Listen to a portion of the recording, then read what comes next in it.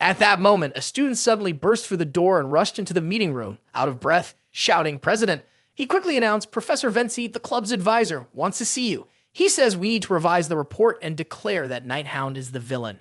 Dolores sighed and rubbed her temples, clearly frustrated. She muttered, "He just wants to turn the article into a spectacle. I'll go talk to him." With that, she walked straight out of the room. The new recruit stared after her in confusion. Tutor, looking a bit shaken, commented, "The president really acts like a boss." Viker, who was thinking the same thing, couldn't help but respond, "She's been like that for a long time." Tutor looked at him, puzzled. How long exactly? Viker didn't answer right away. Instead, he remembered the image of the saint he had encountered on the battlefield in his past life. She hadn't changed at all, still the same as when she led the holy knights at the front lines during the apocalypse before he had knelt. Back then, Dolores was known for her strictness and integrity. She always assessed the faith of every person and urged the knights to go save others, even during their breaks. She wasn't shy about loudly scolding them, saying that in her time, if demons appeared, a holy knights would immediately jump in to help without hesitation. Thinking about this, Viker smiled to himself and thought, "I used to think she'd see my actions as cruel, but having someone who's always willing to speak the truth like this isn't so bad. I sincerely thank her."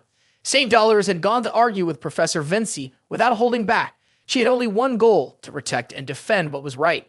It was early morning, and the sound of a loud whistle echoed through the academy grounds, waking up all the students still fast asleep.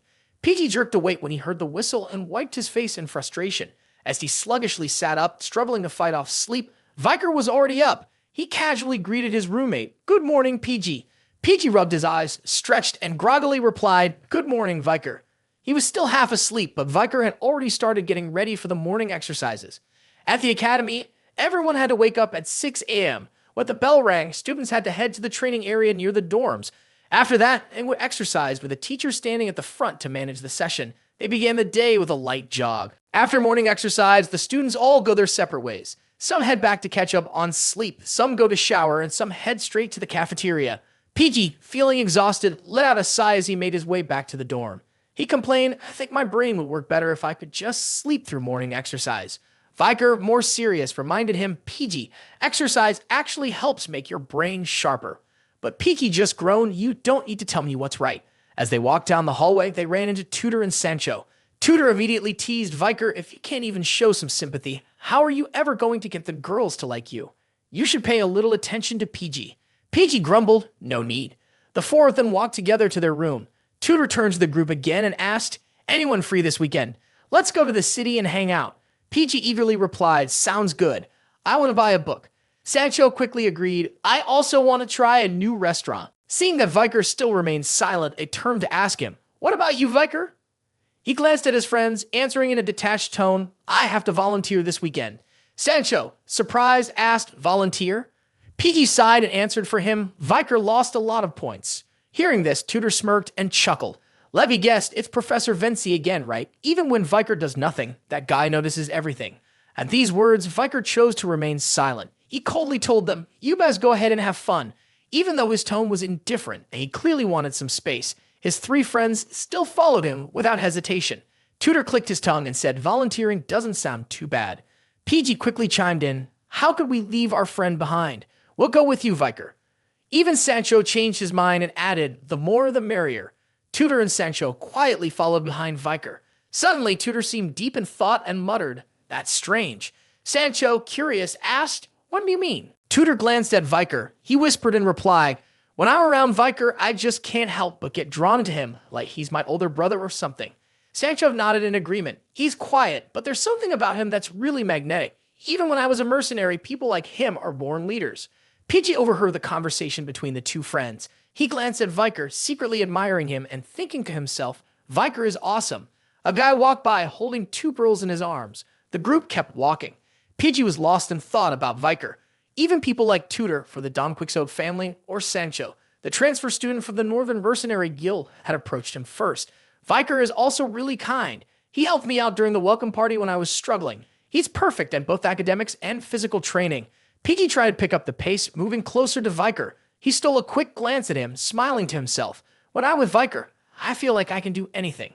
Suddenly, Viker stopped dead in his tracks, turning his head to look back. His cold, sharp gaze sent a chill down PG's spine, making him freeze up. He suddenly felt a shiver run through him. PG felt a sense of fear, though he couldn't understand why. His face went pale as soon as he caught a glimpse of the deadly gaze from Viker. He thought Viker was staring at him. However, no one else seemed to notice anything unusual. Only Viker felt like the intense look was aimed directly at the student who was casually walking with 2 female classmates. Viker could clearly sense the demonic energy from the 10 most powerful demons radiating intensely from that student. Without thinking, he turned fully around, keeping his eyes locked on him. This was someone he was seeing for the first time at the academy. He immediately asked, PG, you know the other students pretty well, right? Do you know anything about him? PG jumped, startled by the question. He blinked, confused, and replied, what do you mean? He leaned over to glance at the person Viker was referring to and then answered, still confused, the guy in between the 2 girls, I know him. He's the most handsome guy at our school. He's a sophomore, Bane Kaudzak. Hearing the name, Viker's jaw clenched tightly. He seemed to see twisted, deformed faces screaming to break free from the restraint spreading from that student. He gritted his teeth in anger. They're acting like this right in the middle of human society, 10 most powerful demons. He stood frozen in place, staring at that male student. The student had brought 2 girls and was heading off in a different direction. As he was about to disappear from sight, Viker was still aware of the presence of his friends around him. This made him pause and wonder, should I attack? No, that's not a good idea. If I do that, there will be too many casualties. I can't let future heroes get hurt. Tudor still couldn't understand what Viker was thinking. He called out to Viker in confusion. Viker, ignoring the worry of his friends, decisively turned and answered them briefly. I'm not feeling well. I'm going to rest. He quickly used his second position, a plus rank in the Mushosu Spider's silent heal technique, and without hesitation, took off. He thought to himself, I need to gather information first. He was still debating whether to follow that student. He had taken off his glasses, planning to change his appearance to avoid suspicion. But just as Viker reached the corner, Saintess Dolores was walking down the stairs. Viker was startled when he saw her. She let out a startled cry. Viker was also shocked and quickly turned to look at her. Neither of them had time to react before they collided hard. The loud noise made their 3 friends turn around in surprise. Dollars fell to the ground, wincing in pain. In the meantime, Viker was so flustered that he didn't know what to do at first. The group of friends anxiously shouted, President Dollars. They rushed over to her, asking in concern, are you okay, President? Tudor quickly grabbed Viker's shoulder and said, apologize, Viker. Viker could only lower his head in regret and said to her, I'm sorry. Sancho helped Dollars get back on her feet. She looked at Viker, still a bit flustered, and softly said, it's fine, it was my fault for being careless. However, she felt a little awkward. After bumping into Viker, she thought to herself, he's so solid, I thought I had just crashed into a wall. Viker hurriedly put his glasses back on. Dollars stared at him in confusion. She was still unsettled because she hadn't felt his presence earlier, which was why she had lost her balance and crashed into him. She quietly wondered, I didn't even sense him there. Who is he really? The whole situation forced Viker to give up on his plan to follow the so-called 10 most powerful demons. He had no choice but to let it go, thinking to himself, there are too many people around here. It's better to pause the plan and not follow him for now. He glanced down the stairs where the man had just left, clenched his fist, and fought 10 most powerful demons, Bane Kaudzak. At that moment, Bane had taken the 2 female students to a quiet, dark corner of the school. There were no lights, and the area was thick with shadows. The 2 girls began to ask, confused, what's going on, Bane Kaudzak? Why did you bring us to such a dark place? One of the girls thought he might be trying to flirt with them in a secluded spot and remarked, you're much craftier than you look. Bane, unfazed, continued leading them into the thick darkness ahead. Then, out of nowhere, he casually said something that didn't seem to fit the moment. I've got some bad news to share with you too. The girls jumped in shock and asked, bad news? What's that? Bane then began to act pitiful, complaining, lately there's been this guy causing trouble for me. Because of him, I haven't been able to eat or sleep properly. A girl furrowed her brows and looked at him angrily, exclaiming, is he bullying you? I won't let him get away with it. Bane Kaudzak continued to complain. I was about to see who he was, but since I was in uniform, I had to run first. He might already know I'm a student at the academy. The other girl also exploded in anger. If he comes to the academy, we'll stop him. We're always on your side, Bane Kaudzak. Bane Kaudzak slowly lowered his head. His voice remained calm and emotionless. He gave a meaningless compliment. Thanks, you two. Your hearts are as beautiful as your looks. Then he grew thoughtful and said, that's right. We'll always be together, forever from now on. Suddenly, he pressed both his hands to the faces of the 2 girls, leaving them wide-eyed in surprise, unable to react in time. In his mind, only the image of Viker's Night Hound identity flashed. He shouted angrily, that damn masked guy, He has the skills of a top-level swordsman, so he won't die from an explosion like that. Thinking about how Viker had destroyed the orphanage, the place where he got his food, he seethed with rage, gritting his teeth and muttering bitterly. He attacked places that connect to where I eat. He's a human who can smell demon energy. His intense hatred surged toward the two girls, distorting their faces. It started to twist and warp, becoming deformed.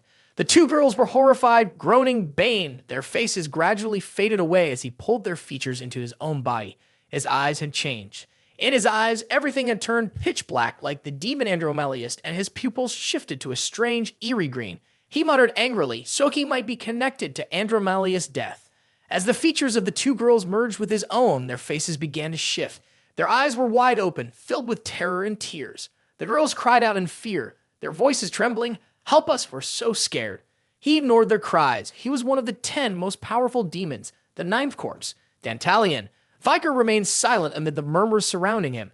A new meeting of the press club had started, but the words around him seemed distant, almost like background noise, as his mind was occupied with other matters. The vice president of the club, Anna, sighed with frustration. "Accidents keep happening lately," she said. She glanced at the new recruits and told them, "Dollars and I have summarized the cases that have occurred at the academy.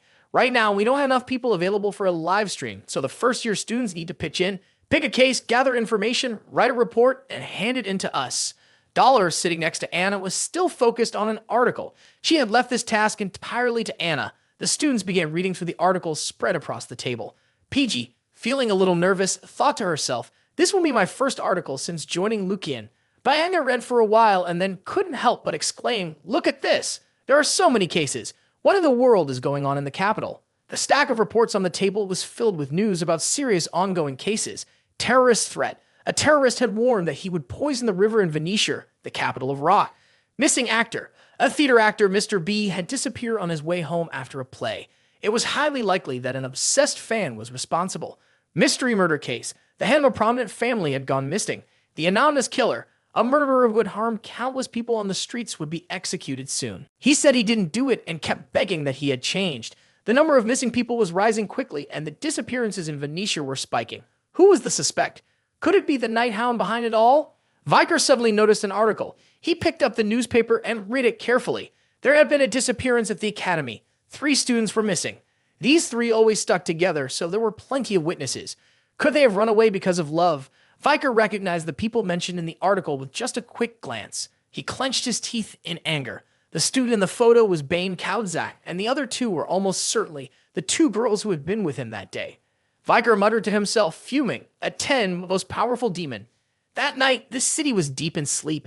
In a small house in the middle-class neighborhood, a couple lay fast asleep. However, the husband was still awake, slowly opening his eyes. He slowly sat up and quietly left the room while his wife was still asleep. He sat still in the dark corner of the living room, letting the light from the street lamp filter in. He looked up, and his eyes shifted to the eerie green color typical of the 10 most powerful demons. He was Dantalion, the 9th among them, now hiding behind someone else's face. He stared at the figure standing in the shadows before him, coldly asking, "So, have you found anything about the masked man who interfered with our plans?" Afibo, his subordinate, who had only just healed from the wounds he received in his fight with Viker a few days ago, growled angrily. The second subordinate, Geronto, just silently shook his head. The third Heave lowered his head, grumbling that he didn't know. The last one, Fado, remained silent.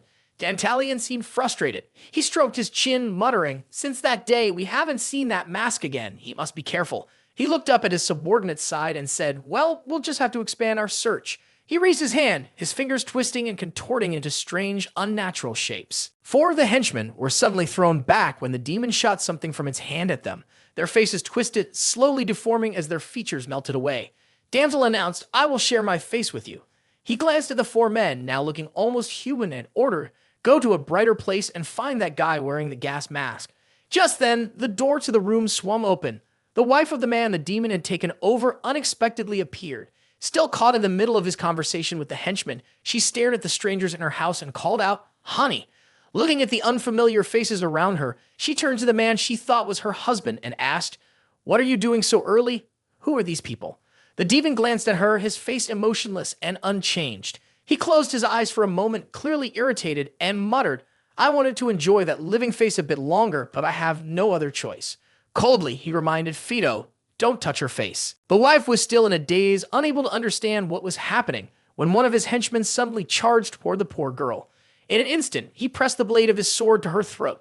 In the blink of an eye, the room was stained with a vivid, sickly red. The wife's head rolled across the floor, her eyes still wide in terror, with tears still clinging to her horrified gaze. Dantalion turned away and spoke to his subordinates with an air of indifference, as though the tragedy before him didn't matter. The plan to open the portal is being delayed because of Ambromelius' death and the masked man. How troublesome, he muttered, irritated as he roughly disturbed the face of the man whose identity he had stolen. He then turned to call his most trusted henchman. We need to meet with her. Now wearing a new face, his piercing blue eyes glinted with malice. A crooked smile curled on his lips as he whispered to himself, should we release some of this built-up tension? The church in the orphanage of Quo Vadis was bathed in the early morning light. The next victim of Dantalion's identity theft was the priest of this very church. He stood there, smiling a false, polite smile as he greeted a newly arrived guest. The guest asked him, "Why are you laughing?"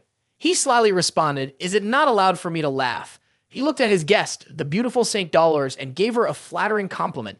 "The lovely saint is standing right in front of me." She frowned slightly, stared at him, and replied with a hint of irritation, "I didn't come here to play games, Lord Quilty." The demon chuckled warmly and said, "Actually, I've been worried. You might have visited in a while." Dolores kept her distance, responding seriously, "There have been a lot of murders and disappearances recently, so I've been busy investigating."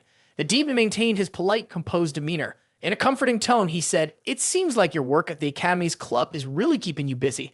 The world is becoming a much harsher place." He flashed a fake smile, secretly amused as he thought to himself, "I'm the one behind those crimes."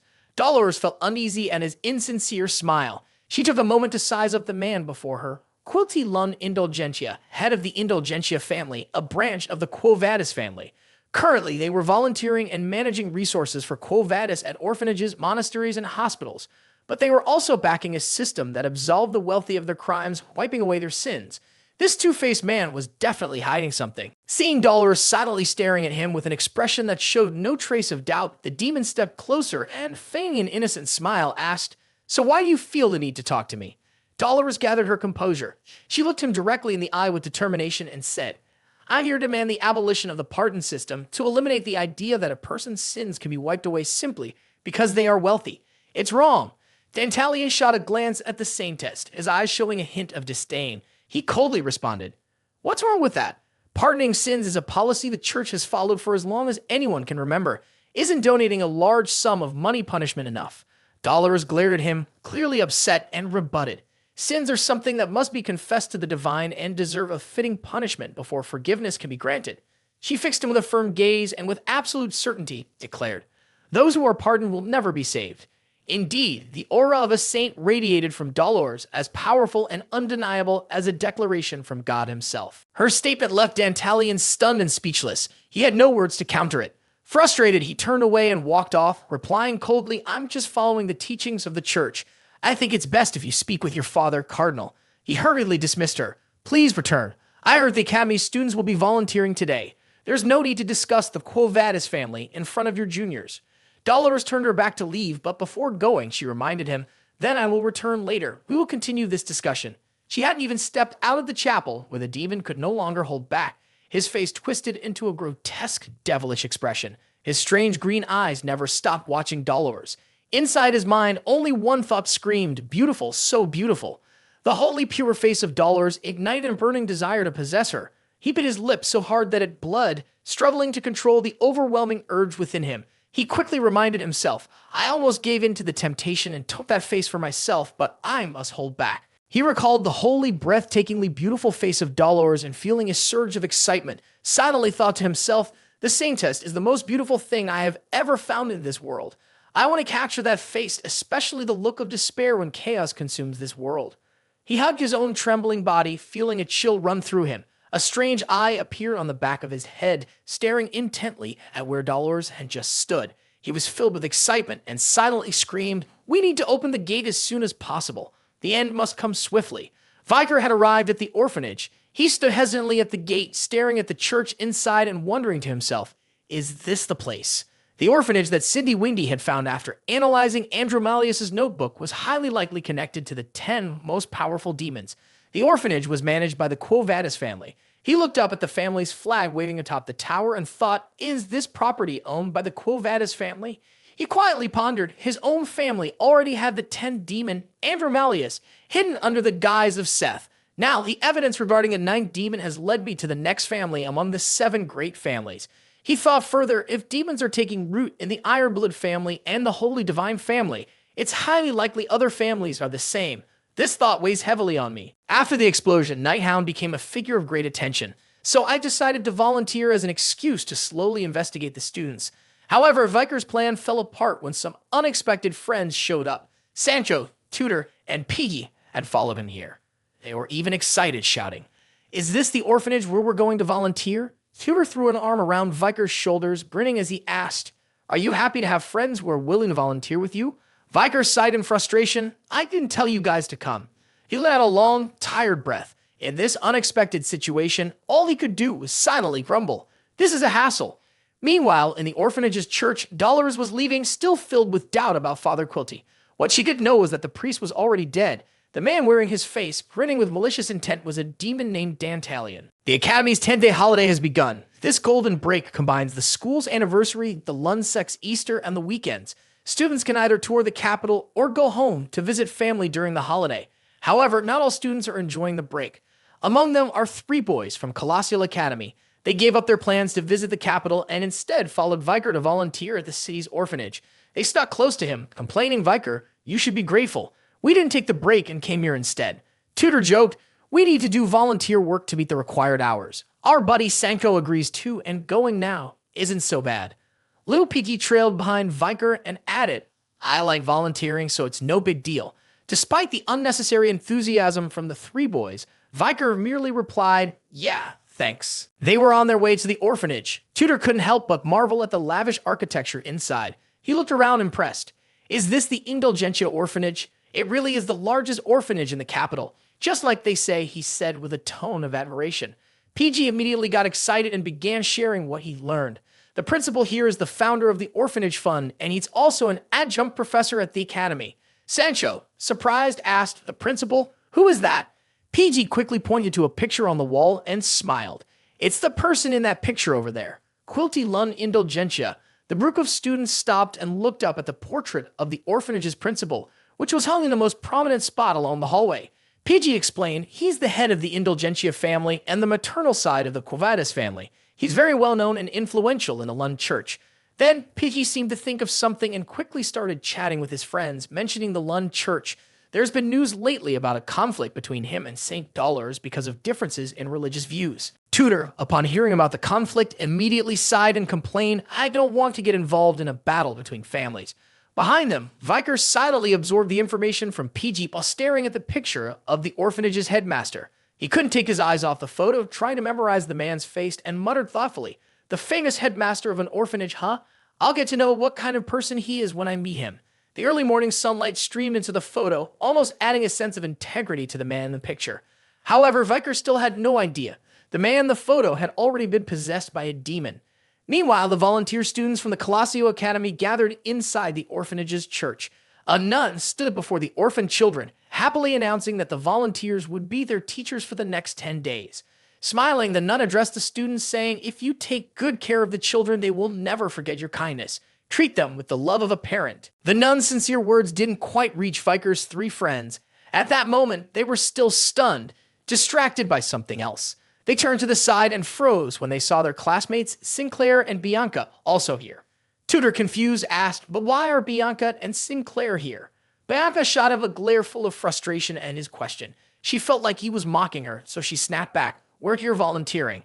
"That's a question you should be asking me." Tutor sneered, shrugged, and arrogantly replied, "Do heroes really need a reason to do good deeds?" Bianca was clearly annoyed by his arrogant attitude. She muttered, "Going on about being a hero again, you really are a Don Quixote." Sinclair, however, wasn't paying attention to the guys. She turned her eyes toward Viker, her face lighting up as she exclaimed, "It must be fate that we ran into each other like this." Her eyes sparkled as she gazed at him with admiration, and she called his name, her voice full of excitement. When she saw that he didn't respond, she quickly walked over, extended her hand toward him, and shyly said, "It's a shame we haven't talked much, but I hope we can get along over the next 10 days. Her sudden action startled both Viker and PG. He was confused, not knowing what to do, so he awkwardly shook her hand and muttered, "Yeah, of course." Just shaking his hand was enough to make Sinclair incredibly happy. She ran off, leaving behind two puzzled friends. PG quickly turned to whisper to Viker, "Hey, I've got some info for you." Viker was curious. What info? PG glanced at Sinclair, still floating in her happy daze, admiring the hand Viker had touched. He leaned in and whispered to Viker, "I saw Sinclair, looking for someone to handle the volunteer registration and making a request. She asked where you were volunteering and signed up to volunteer at the same place as you. Do you know what that means?" A regular person would immediately notice that Sinclair had feelings for Viker, but he wasn't a regular person. His mind immediately went on high alert with only one thought. So she's approaching me under the guise of coincidence? Sinclair, I need to stay cautious around you. Suddenly, he turned his head and looked around. The meeting had ended, but only the monks in the church were there greeting their group of volunteer students. He had been waiting for Principal Quilty to show up, but by now there was still no sign of him. He wondered to himself, is the principal not here? Then an unexpectedly announced, "All right, it's time for the children to choose their teachers." As soon as she said that, the kids excitedly ran over to the group of volunteers. It was no surprise that Tutor with his good looks was the most popular. Two children even jumped up and hugged him. He grinned and told them, "You kids are so friendly." His best friend Sancho was also well-liked by the kids. Two little ones eagerly jumped onto his back, demanded he carry them. Even Bianca seemed excited as a cute child came up to choose her. Sinclair was also a hit. The children gathered around her, waiting to hear her tell a story. Only Viker had a less than ideal start. When he saw a group of kids running toward him, he simply asked, "What are your names?" But his stern expression, sharp face, and cold, bloodshot eyes made the children freeze in fear. The two kids froze immediately. They looked terrified, even teary-eyed, even though Viker hadn't done anything. They quickly screamed and rushed straight toward PG, who was standing nearby. PG, feeling a bit awkward, rubbed their heads and gave a crooked smile, saying, "Viker, you should smile a little." Viker was a bit confused too. He suddenly thought about his little Pomeranian niece. The dog wasn't scared of him at all. In fact, she would run up to him, wagging her tail, always wanting to be by his side. She even told him she really liked him. He quietly thought to himself, "I don't know. Maybe because the Pomeranian is so well behaved, talking to kids is definitely a challenge." Just then, he noticed a little blonde girl running out of the church, her head down. She didn't seem to care about anyone inside the room. She opened the door and ran outside, which made Viker curious enough to follow her with his gaze. The girl separated herself from the group, standing alone in the hallway, leaning against the stone wall with her head bowed. She stayed there in silence, staring down at the ground, clearly looking a little uncomfortable and sad, but she didn't speak to anyone. Viker suddenly appeared next to the little girl. He leaned against the wall and spoke softly. He always felt suffocated in crowded places. His sudden appearance startled the girl, making her jump. He glanced at her and slowly continued, "If you're not careful, people will start thinking badly of you." He asked directly, "Why did you leave?" The girl looked at him with wide eyes, a mix of wariness and fear in her gaze. Instead of answering, she pouted and turned away, stubbornly keeping silent. Viker realized that trying to manipulate her feelings wasn't going to work. For some reason, a line from Ayan suddenly popped into his mind. "If you ask like that, the kids won't answer. Try smiling. See what happens." Ayan used to tease him and taught him how to smile like that. Viker glanced at the name tag clipped to the girl's collar. He knelt down in front of her and gently said her name, Peri. The little girl jumped, shrinking back at his sudden movement. Viker looked at the little girl with the gentlest gaze, offering a friendly smile as he asked, "Is that your name?" His smile, unintentionally highlighted by the sunlight, seemed to glow. Even someone like Peri couldn't help but freeze, blushing at the sight of it. Instead of answering, the girl immediately turned and ran off, embarrassed. Viker stood there, surprised, watching her go. Confused, he thought to himself, did I look that bad when I smiled? While he was still wondering, someone suddenly approached and spoke up. "I don't think she ran because she dislikes you." The radiant beauty of St. Dolores seemed to shine even brighter in the early morning light. She walked toward Viker, smiling as she complimented him. "I've been watching for a while. Since you usually come off as rude, I didn't know. Turns out, you're actually quite kind." Viker politely greeted her. St. Dollars, the president of the council, watched as the little girl disappeared around the corner at the end of the hall. She explained gently Peri's heart was hurt once, so she shut herself off from others. Because of that, she lost her voice. Viker carefully asked again what happened. The Saintess looked sad. She sighed, her voice filled with sorrow, and said, "I'm not exactly sure. Peri was born in an orphanage. For the past 13 years, she's met countless volunteers who've come through here. At first, everyone was really kind to her, but one day they stopped coming because their schedules got too busy." Dolores looked down the dark hallway where Peri had run off, sighing as she wondered aloud. Maybe she's tired of getting close to people for a short time, only to have them leave and hurt her for a long time afterward. Viker remained silent, not responding. He, too, looked down the hallway. Suddenly, footsteps came from behind them. Viker jumped, his eyes wide with shock, and his face tightened for a moment. Dolores didn't notice his unusual reaction and cheerfully said, "But she reacted to you. If you're okay with it, maybe you can keep an eye on Peri." Without saying a word, Viker grabbed Dolores and covered her mouth. A group of people was approaching, including a nobleman who was grumbling as he walked. "I've been so busy lately. It's hard for us to meet up." The person walking with him was Quilty, the 9th of the 10 most powerful demons Dantalian. He grinned maliciously and casually responded to the nobleman. Lately, the number of people requesting a direct meeting to confess has suddenly increased. The nobleman bluntly made his request. "That's why I want to buy a pardon." The demon glanced at him and flashed a knowing smile and asked, "How long do you need it for?" The nobleman replied, "I want to buy the package worth 1 billion gold coins." The demon pretended to be surprised and asked, "Did you just kill someone?" The nobleman grumbled, "A barbarian slave I recently bought ran away. After I caught him and brought him back, I punished him, but he ended up dying."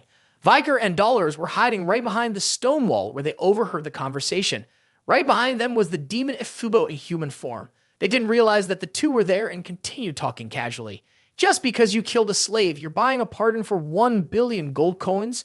The nobleman calmly admitted, "On my way back, I was still angry, so I killed and burned down an entire village." As Dolores shifted restlessly, Viker whispered a reminder, "Stay quiet." However, she wasn't paying attention to the conversation between the nobleman and the imposter headmaster. Instead, she had just one question on her mind. Viker wondered, why would he suddenly do that? Viker wasn't hiding because he was afraid of being caught by the headmaster. No, it was because he had recognized a familiar scent that made his body tense with alertness. It was the same scent he had smelled back at the academy, the scent of demonic energy that had come from the student Bane Kaudzak earlier. Now, that same strong, foul smell was coming from the so-called headmaster. The imposter had passed by him, still talking to the nobleman. "500 million should be enough for something like this," the nobleman was saying. But the nobleman kept trying to persuade him. "The other half is a tip I want to give to the deity who forgave my sins." The imposter headmaster chuckled nastily and replied, "Giving a tip to a god? That would be disrespectful." It was then that Viker fully realized where the demonic scent was coming from. His gaze locked onto the imposter headmaster as he thought bitterly, "That's the scent of one of the 10 most powerful demons." At that moment, Dolores finally caught a blasphemous remark from the demon disguised as the headmaster. "If you offer a generous gift, of course the god will forgive all your sins." The nobleman burst out laughing and replied, "It feels like I'm always learning about faith from you. Sir Quilty." The demon shamelessly chimed in with a pious expression, "You're too kind, sir." His arrogance and disrespect were unbearable for the upright Dolores. She was so furious she could barely hold herself back, itching to break free and teach him a lesson. Viker panicked and held on to her tighter as she struggled, desperately trying to get away from him. He whispered urgently, "Wait, if you move, no." But before he could finish, it was too late. They had already been discovered when a Phoebo suddenly appeared beside them, his eyes wide and filled with murderous intent, locked onto them. Viker had only planned to quietly observe Quilty, one of the 10 most powerful demons in disguise, but of course the situation took a turn for the worse. The Saintess Dolores had lost control of her temper, exposing both herself and Viker. Phoebo was the one who spotted them hiding behind the nearby pillar. Viker couldn't help but think to himself, "Damn it, we've been caught." However, as he took a closer look at the man's human form, Viker hesitated. He studied Phoebo's face, now twisted with bloodlust, and his thoughts slowed down for a moment. Wait a minute, there's something strange about his scent. Right after that, Quilty, or the demon Dantalian, noticed them. He turned around, flashed a fake smile, and said, "Oh my, the Saintess is here? I didn't know saints enjoyed eavesdropping." He glanced at Viker beside him and teasingly asked Dolores, "Or maybe you're secretly dating this guy." Viker stayed silent, but Dolores seemed uneasy. She straightened up and said seriously, "Lord Quilty." She wasn't sure how to explain herself. Inside, she was panicking, thinking, "We've been caught eavesdropping. This is bad." The Italian walked up to Viker, stared at him, and smirked. "By your uniform, you must be a volunteer at our orphanage, right?" His eyes lit up with excitement as he looked Viker over from up close. He chuckled. "I couldn't see clearly with your glasses, but now that I'm closer, I can tell. You're actually pretty handsome." A storm of chaos was rising within him at the sight of Viker. He thought excitedly to himself, "This kid's face is definitely worth adding to my collection. I want it." He could clearly sense the madness behind his words, but Viker remained silent, his expression calm and collected. The noble behind them cleared his throat impatiently, prompting Dantalian to reluctantly mutter, "Sorry to keep you waiting, little brother." He decided not to press further, turning to leave. As he did, he waved at Dolores, almost as if taunting her, saying, "Well then, I'll take my leave, Saintess." Viker watched as the demon walked away. The silence outside was deceiving. Inside, his fists were clenched tightly with anger. Dolores, feeling helpless, lowered her head and bit her lip, trying to contain her rage. She fumed to herself, "This is so frustrating.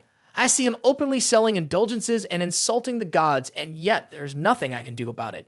She snapped her gaze to Viker and shouted at him, "Viker, what the hell is wrong with you?"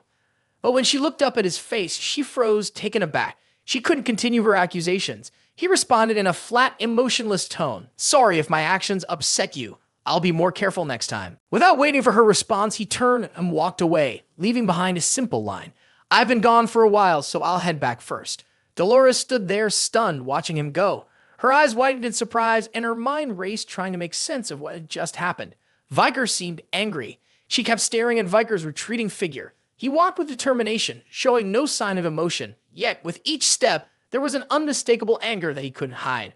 The next day, Viker continued to reflect on the information he had gathered about Quilty Lund indulgentia. He discovered that every day the man spent 2 hours at an orphanage. His main job seemed to be selling indulgences to nobles and merchants. Sometimes he would send reports about investments and records of indulgence transactions to the Quo Vadis family. Once the head of the Quo Vadis family, Cardinal Hambers Lund Quo Vadis, confirmed the details, he would accept the information. In addition, Quilty always traveled with a bodyguard during his public activities. The bodyguard team consisted of 3 men and 1 woman, rotating shifts. Viker quickly realized something. One of the guards was the masked man he had encountered during the explosion at the orphanage. He had figured it out from the scent. He bowed his head in frustration and thought, "So, I guess the other 3 guards must be at least high-ranking graduates. Facing off against elite court and 4 high-ranking graduates will be incredibly dangerous. So, in order to take down Quilty, I need to deal with these 4 guards first." Just as he was deep in thought, his 3 unexpected, reluctant friends suddenly appeared and called out his name. They saw him hard at work, scrubbing a giant basket of clothes by the lake. Surprised, they exclaimed, "You're working so hard." Sancho suddenly bowed his head, muttering, "I'm honestly ashamed of myself for thinking I could just rush through a few hours of volunteer work to get some points." Tudor joined in, expressing admiration with a heartfelt exclamation, "I can't believe you're working this hard for the kids. Viker, I'm going to push myself harder to become a true hero like you." The 3 friends raised their hands together and shouted in unison, "Let's follow Viker's example." He turned to look at them with a neutral expression. For some reason, just one simple gesture from him inspired them that much. He didn't even realize that his 3 friends had appeared and were paying attention to his actions. He just casually wiped the sweat off his chin and thought to himself, "Am I overthinking things?" Anyway, it was hard to go around during the day, so he'd have to wait until night. That meant he needed to make the most of the daylight hours. During the day, Viker handled tasks at the orphanage, while also gathering more information and planning his next steps. Right now, the kids were happily playing soccer outside. Not far away, little Peri sat alone, quietly watching her friends play, keeping herself apart from the fun. She didn't seem bothered by being by herself. She simply sat, swinging her legs, lost in thoughts only she knew. Suddenly, footsteps approached. She carefully glanced over, hearing the thud of a ball bouncing right next to her. Without her noticing, Viker had quietly come and sat near her under the tree, silently playing with the ball by himself, making her curious about him. She couldn't take her eyes off the ball in his hands, and of course he noticed. He smiled to himself, thinking that kids do love this game too. In his hands, he held a still raw egg instead of a ball. He stared at it, thinking to himself, this egg doesn't show any sign that it's going to hatch. I've kept it close just in case, but I never expected to use it like this. He decided to throw the ball toward Peri, sensing that the little girl was now intrigued and eager to play. Her eyes lit up instantly. She stared at the ball in front of her, a hint of hesitation briefly flickering across her face. In the end, she gave in to her desire and ran to pick the ball up, starting to play with it joyfully. Watching her happily play by herself, Viker pushed up his glasses and smiled to himself, thinking she likes it now. Suddenly, from a distance, Sinclair spoke up, offering her praise. I knew you were a good person. Viker paused, surprised, and called out her name. Sinclair's cheeks turned pink under the sunlight when she saw that Viker had responded. She smiled and added, even if you were a bit rough around the edges. He didn't pay much attention to her compliment, just watching Peri casually asking, do you need something? Sinclair stood up and walked toward him with a smile. She leaned down a little and confessed, I just want to be friends with you. Even though I'm a year younger, is it okay if I don't use formal speech? Viker stayed silent, unsure how to respond. He glanced at her and realized she was waiting for an answer, so he nonchalantly replied, I guess that's fine. That one sentence made Sinclair absolutely delighted. She smiled broadly, not bothering to hide her happiness. She continued, "Then I'll just act normal with you." Viker's brother mumbled, "I don't really like being called brother." Sinclair giggled and playfully said, "Next time we meet, I'll think of a different way to call you." Meanwhile, while Viker wasn't paying attention to Peri, the little girl had hit the ball near the riverbank outside the orphanage. She was still full of excitement, enjoying the simple game. The ball was hit with a bit more force this time. Then, it rolled out of her control, continuing to roll forward, and she had to quickly chase after it. The ball flew toward the river's mouth, slipping through a hole in the netting and falling straight into the river outside the children's camp. It was only then that Viker and Sinclair noticed the girl. They both rushed over and saw the ball floating aimlessly on the water, while the girl stood there, utterly confused. Sinclair sighed and said, "It's gone. It fell into the river. We can't get it back now." Peri turned to look at Viker, her eyes filled with fear, tears welling up. Viker understood she was upset about losing his ball, so he reassured her. "Don't worry, it's okay." Even though he said that, Peri still cried softly, helplessly watching the ball drift on the other side of the fence. Viker could feel her guilt and sadness, even though she didn't say anything. He sighed and whispered, "There's nothing we can do, it's fine." Then he zipped up his jacket. At the same time, Dolores was heading back to the playground, sighing and muttering to herself, "I can't stop thinking about it."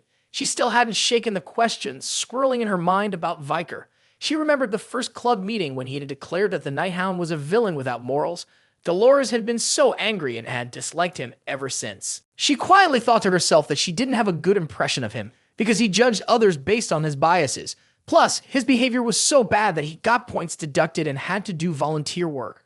However, after asking others about Viker, their reactions completely surprised her. The first person was Tudor. When she asked about him, he responded, "The kitchen needed help, so he went there on his own." When she went to the kitchen, she only found Samko. He spoke about Viker with great admiration. Viker's handing out food. Also, the hot water was blocked, so he went to check the pipes. Since he's still serving food, he hasn't had a chance to eat yet. She then went to the technical storage area to find Viker. Instead, she only found Piki, who happily answered her question about Viker. "President, I think he went to do laundry. Viker just fixed the pipes, so now we have hot water for washing." So Dolores went to the laundry area again to look for him, but all she found was Bianca and her answer. Bianca said, "Viker, he was just hanging the laundry with me, but since the kids wanted to play, he headed over to the practice field." That's why Dolores made her way to the field. As she walked, she couldn't help but feel confused, thinking to herself, "Everyone thinks Viker is a good person. I thought my judgment was wrong before, but now it's even worse because I'm the one who's always been biased against him." Thinking back on what happened with Quilty, Dolores nervously scratched her head, telling herself, "A lot of people know that Quilty and I don't get along, so if he ran off with me because he found out about Quilty, I should apologize." That's why Dolores felt the need to talk to Viker. She realized she'd have been too angry at the time and didn't understand why he had made her hide like that. Eventually, Dolores spotted Viker out on the field. He was standing with Sinclair and little Peri by the fence, looking out at the river. As she got closer, Dolores froze in surprise, stopping in her tracks at his unexpected action. Sinclair had to quickly cover her face. Her cheeks turned bright red like a tomato when she and Peri turned to look at him. He had already taken off his shirt and neatly laid it down right in front of him. Without hesitation, he sprang into action, jumping over the fence and heading straight toward the river. He dove into the thick, dark water right in front of Dolores, Sinclair, and Peri. Viker easily chased after the ball and pulled it out of the water. Holding it in his hands, he muttered, "Got it." He turned and smiled at Peri, speaking to her in a soft, reassuring tone. "You don't need to feel guilty anymore." He didn't realize how his appearance was glowing now, standing out without his glasses, basked in sunlight. Sinclair's jaw dropped, stunned by his striking looks up close. Even Dolores blushed, her cheeks turning bright red. Peri stared at him, her wide eyes shining. Tears still lingered at the corners of her eyes, but her heart was racing wildly in her chest. The playground at the orphanage was filled with the lively sound of laughter and play. Today, the volunteer students had stopped doing chores and focused on playing with the kids. Sancho, PG, and Tudor were all exhausted and drenched in sweat. After running around with the children under the harsh early morning sun, Tudor wiped his sweat with his hand. Though he was still catching his breath, he wore a content smile and said with a hint of regret, "Today is the last day of the charity event." Sancho also smiled and remarked, "Time really flies." Just thinking about the fact that they would only be here for one more night, the three friends excitedly shouted, "Then let's play until we're completely worn out." In contrast to his friend's enthusiasm, Viker remained sitting under a tree, watching everyone else play. Next to him sat the shy little girl, Peri. By now, she wasn't as wary of him anymore. She nervously played with a small flower crown in her hands, her head lowered, her cheeks flushed. She cautiously glanced at Viker, who still wore his usual expressionless face, his eyes following the others on the field without seeming to pay much attention to the cheerful atmosphere around him. Peri gathered all of her courage, stepped closer to Viker, and quickly placed the flower crown on his head. Her sudden action pulled him out of his thoughts. He touched the crown, murmuring, "A flower crown." Seeing that he didn't have much of a reaction, Peri panicked and waved her hands frantically. Then, without hesitation, she grabbed his hand. He didn't pull away. Carefully, she traced letters onto his palm with her finger. It was a gesture of gratitude. Only then did Viker realize with a hint of surprise that she still remembered the day he had jumped into the river to retrieve her ball. Peri continued writing, "Thank you for always being there for me and for helping me get my ball back." Viker responded gently, "It's nothing. I like sitting here too."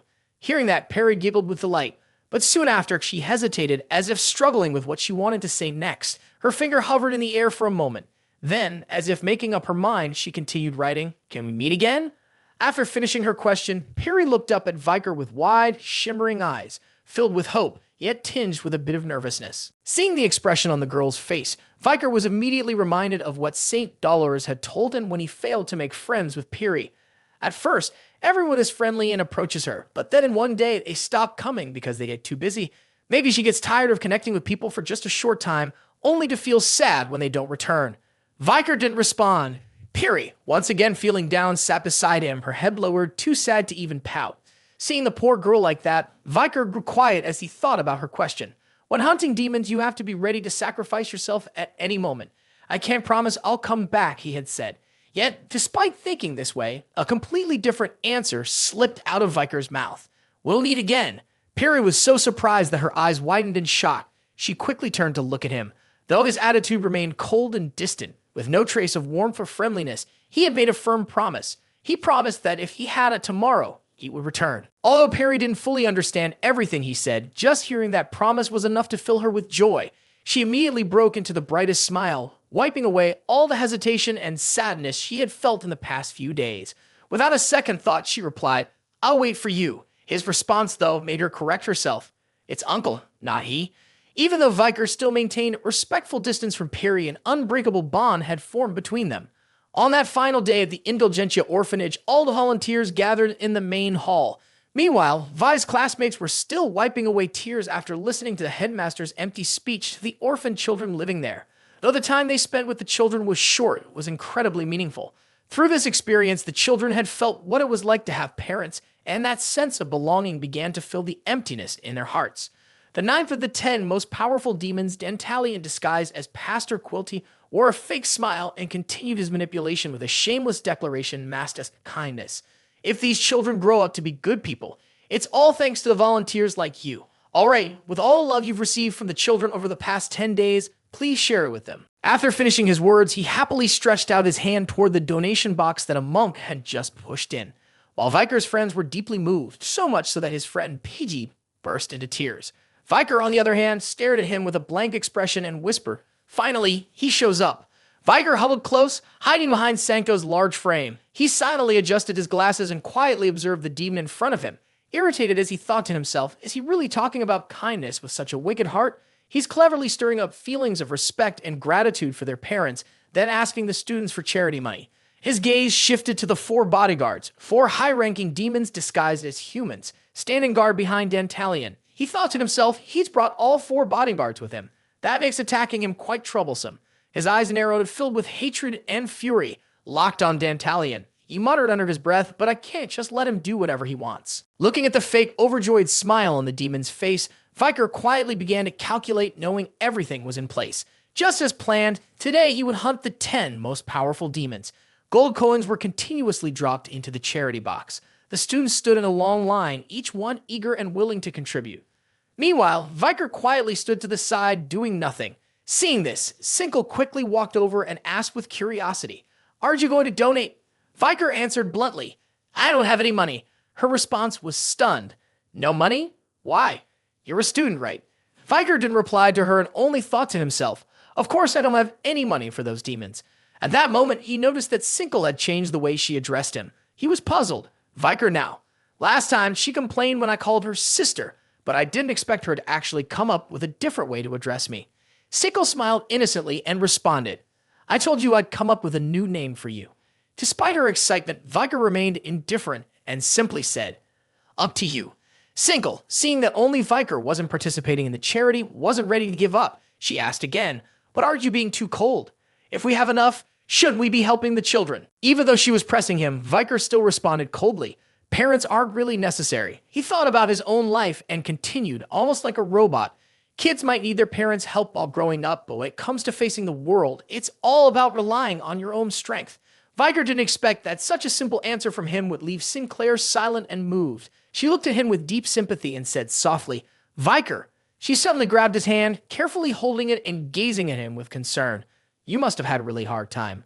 A look of worry and compassion appeared on Sinclair's face as she gently made a suggestion. "Why don't you come to my house for a meal? You can spend time with my family over the holidays." Sinclair was so shy that she didn't even wait for a response from Viker. She quickly turned and ran off, then called back over her shoulder, adding a few more words. "See you. I'm going to hang out with the kids. After I'm done volunteering, you can come over anytime." Viker didn't react. He just watched her, still confused. He looked at his hand and muttered, "What a strange person." He had known Sinclair in his past life. He watched as she laughed joyfully, patted the heads of the kids, and thought to himself, Sinclair. Her identity when she enrolled in the academy was just a fake one before I rewound. She was the best student in the ice department, always topping both the theory and practical exams for 4 years straight. But after graduation, she disappeared and was never seen again. While Viker was lost in thought, the charity event had come to an end. Once again, the demon Dantalian showed off his fake kindness with a grand statement. "We'll give these kids time to thank their parents for the last 10 days. As soon as he finished, the kids eagerly rushed toward the volunteers.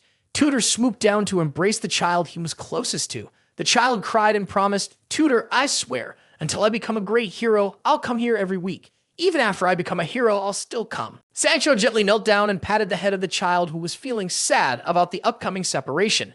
He smiled and reassured the boy from the north.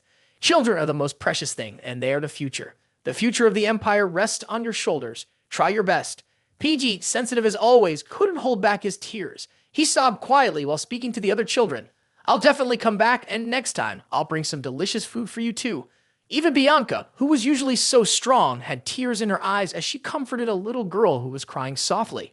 10 days felt both long and short. I've really grown attached to all of you. Amidst the emotional scene, only Viker stood alone. He glanced around, seeing that every other trainee was moved, saying their goodbyes and offering advice to the children they had cared for over the past days. He carefully scanned each child, but he couldn't find the one he was looking for. Even Dolores was comforting 2 children, but she wasn't the one he was seeking. He immediately approached her and called out, "Senior Dolores."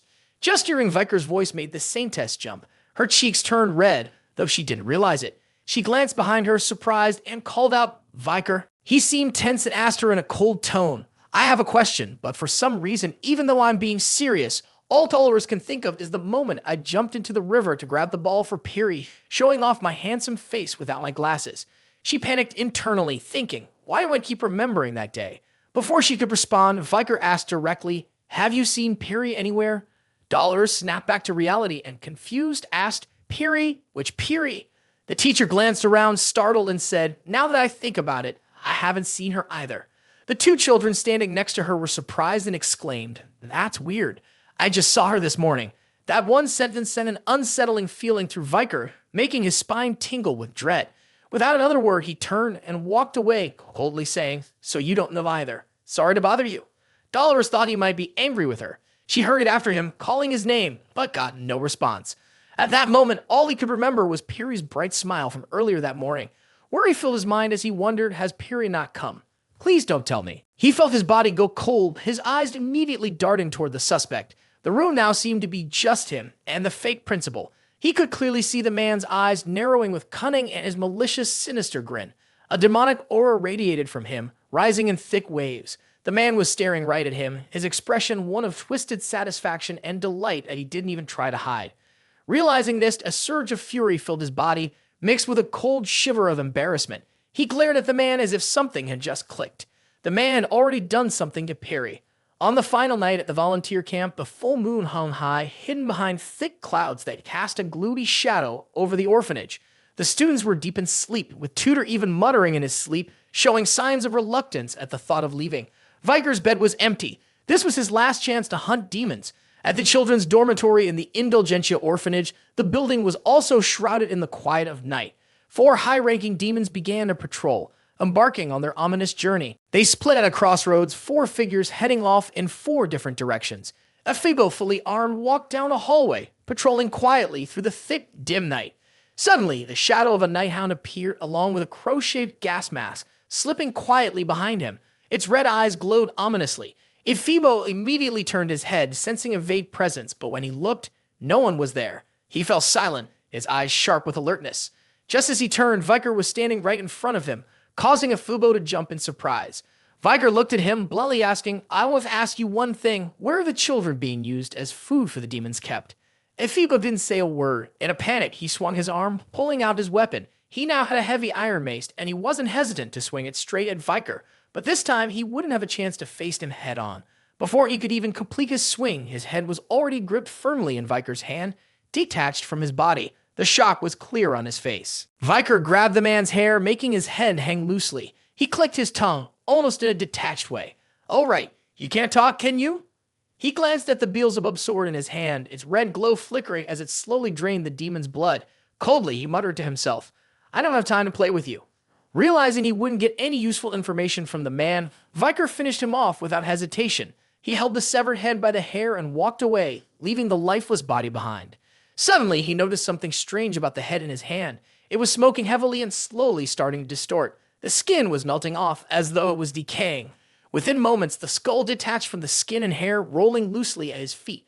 Looking at the piece of skin and hair now like a thick, rough fabric in his hand, Viker muttered in surprise, "This is the mask Phoebo wore. It looks like it swapped faces by mistake." Viker realized that the demon's mask was pieced together, stitched from the faces of several dead people, while the body it occupied belonged to someone else. So the mask the demon wore wasn't actually from the original owner of the body. He looked down at the head of the corpse, wanting to see who it belonged to. Then he suddenly exclaimed, "This face. Could it be Pietro?" Viker realized that the head the demon was carrying belonged to someone familiar. He vaguely recognized Pietro, the knight from the Quo Vadis family, the one he had encountered before meeting the Saintess dollars. But as he looked more closely, he noticed a small mole near the corner of the eye. Pietro didn't have any mole like that.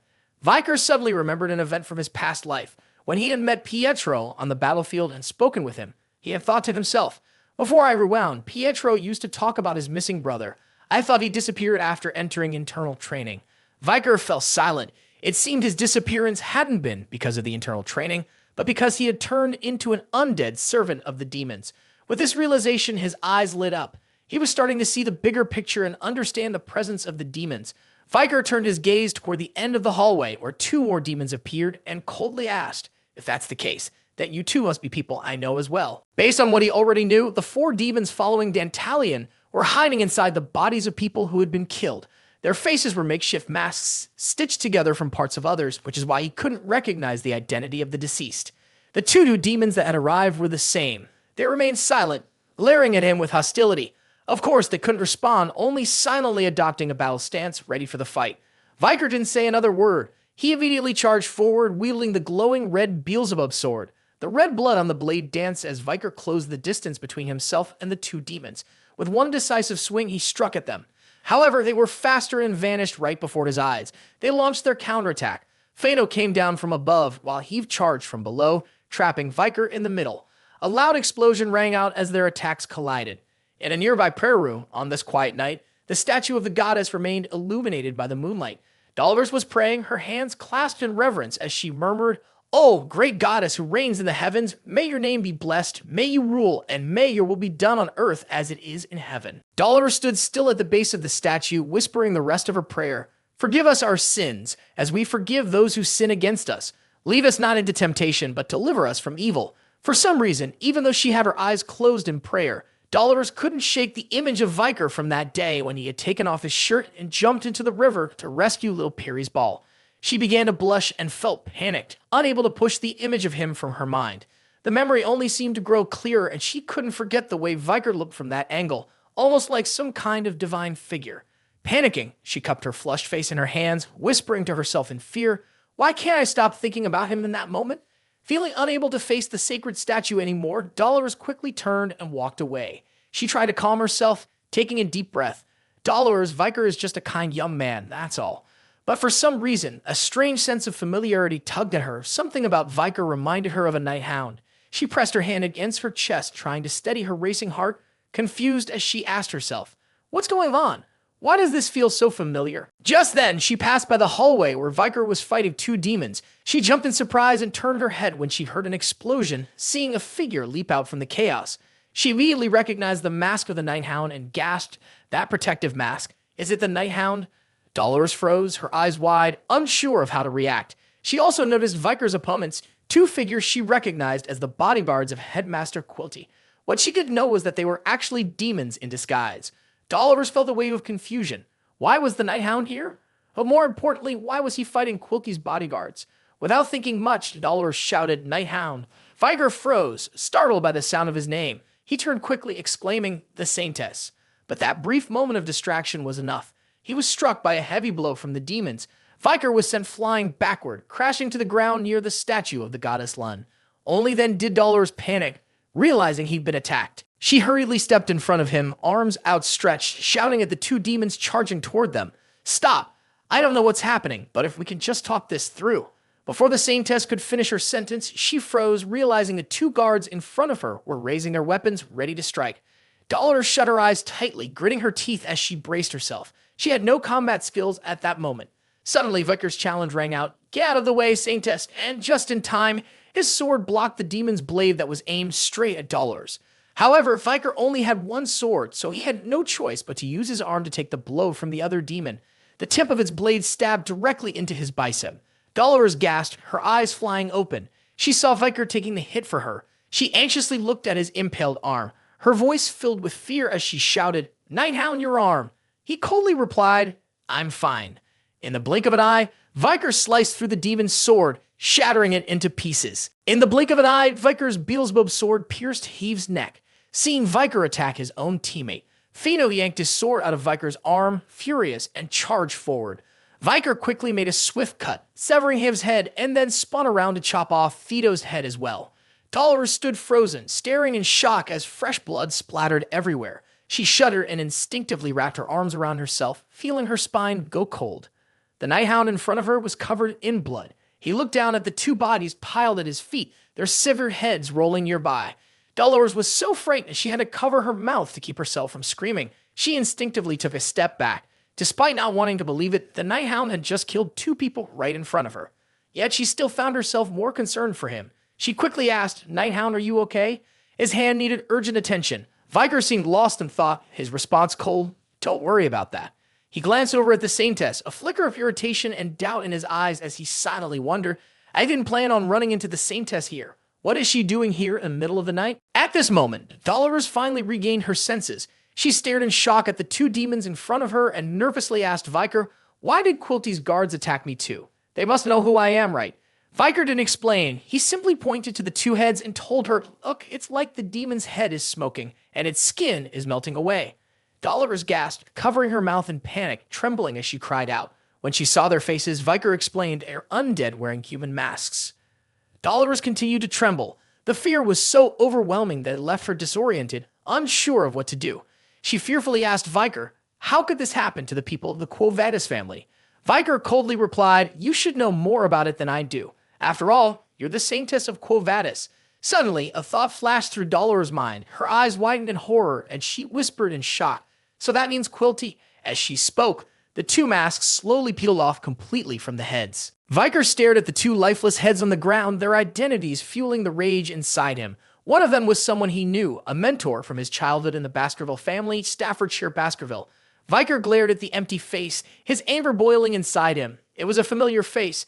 This had to be Starf Baskerville, a member of the Pitbull Knights. Viker remembered the last time he saw Starf.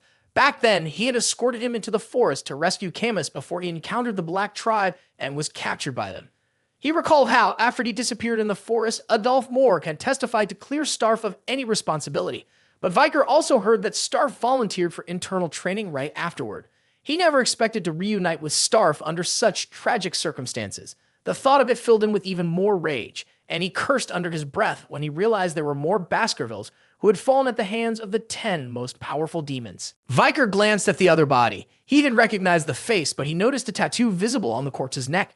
He silently thought to himself, based on the mark on the neck, I can guess this guy was a member of the Don Quixote family. This confirmed that someone from the Tudor family had also been killed by a demon. Suddenly, Viker realized something they all had in common. Seth had also been part of the internal training program. They were all members of the 7 great families who had cut ties with the outside world.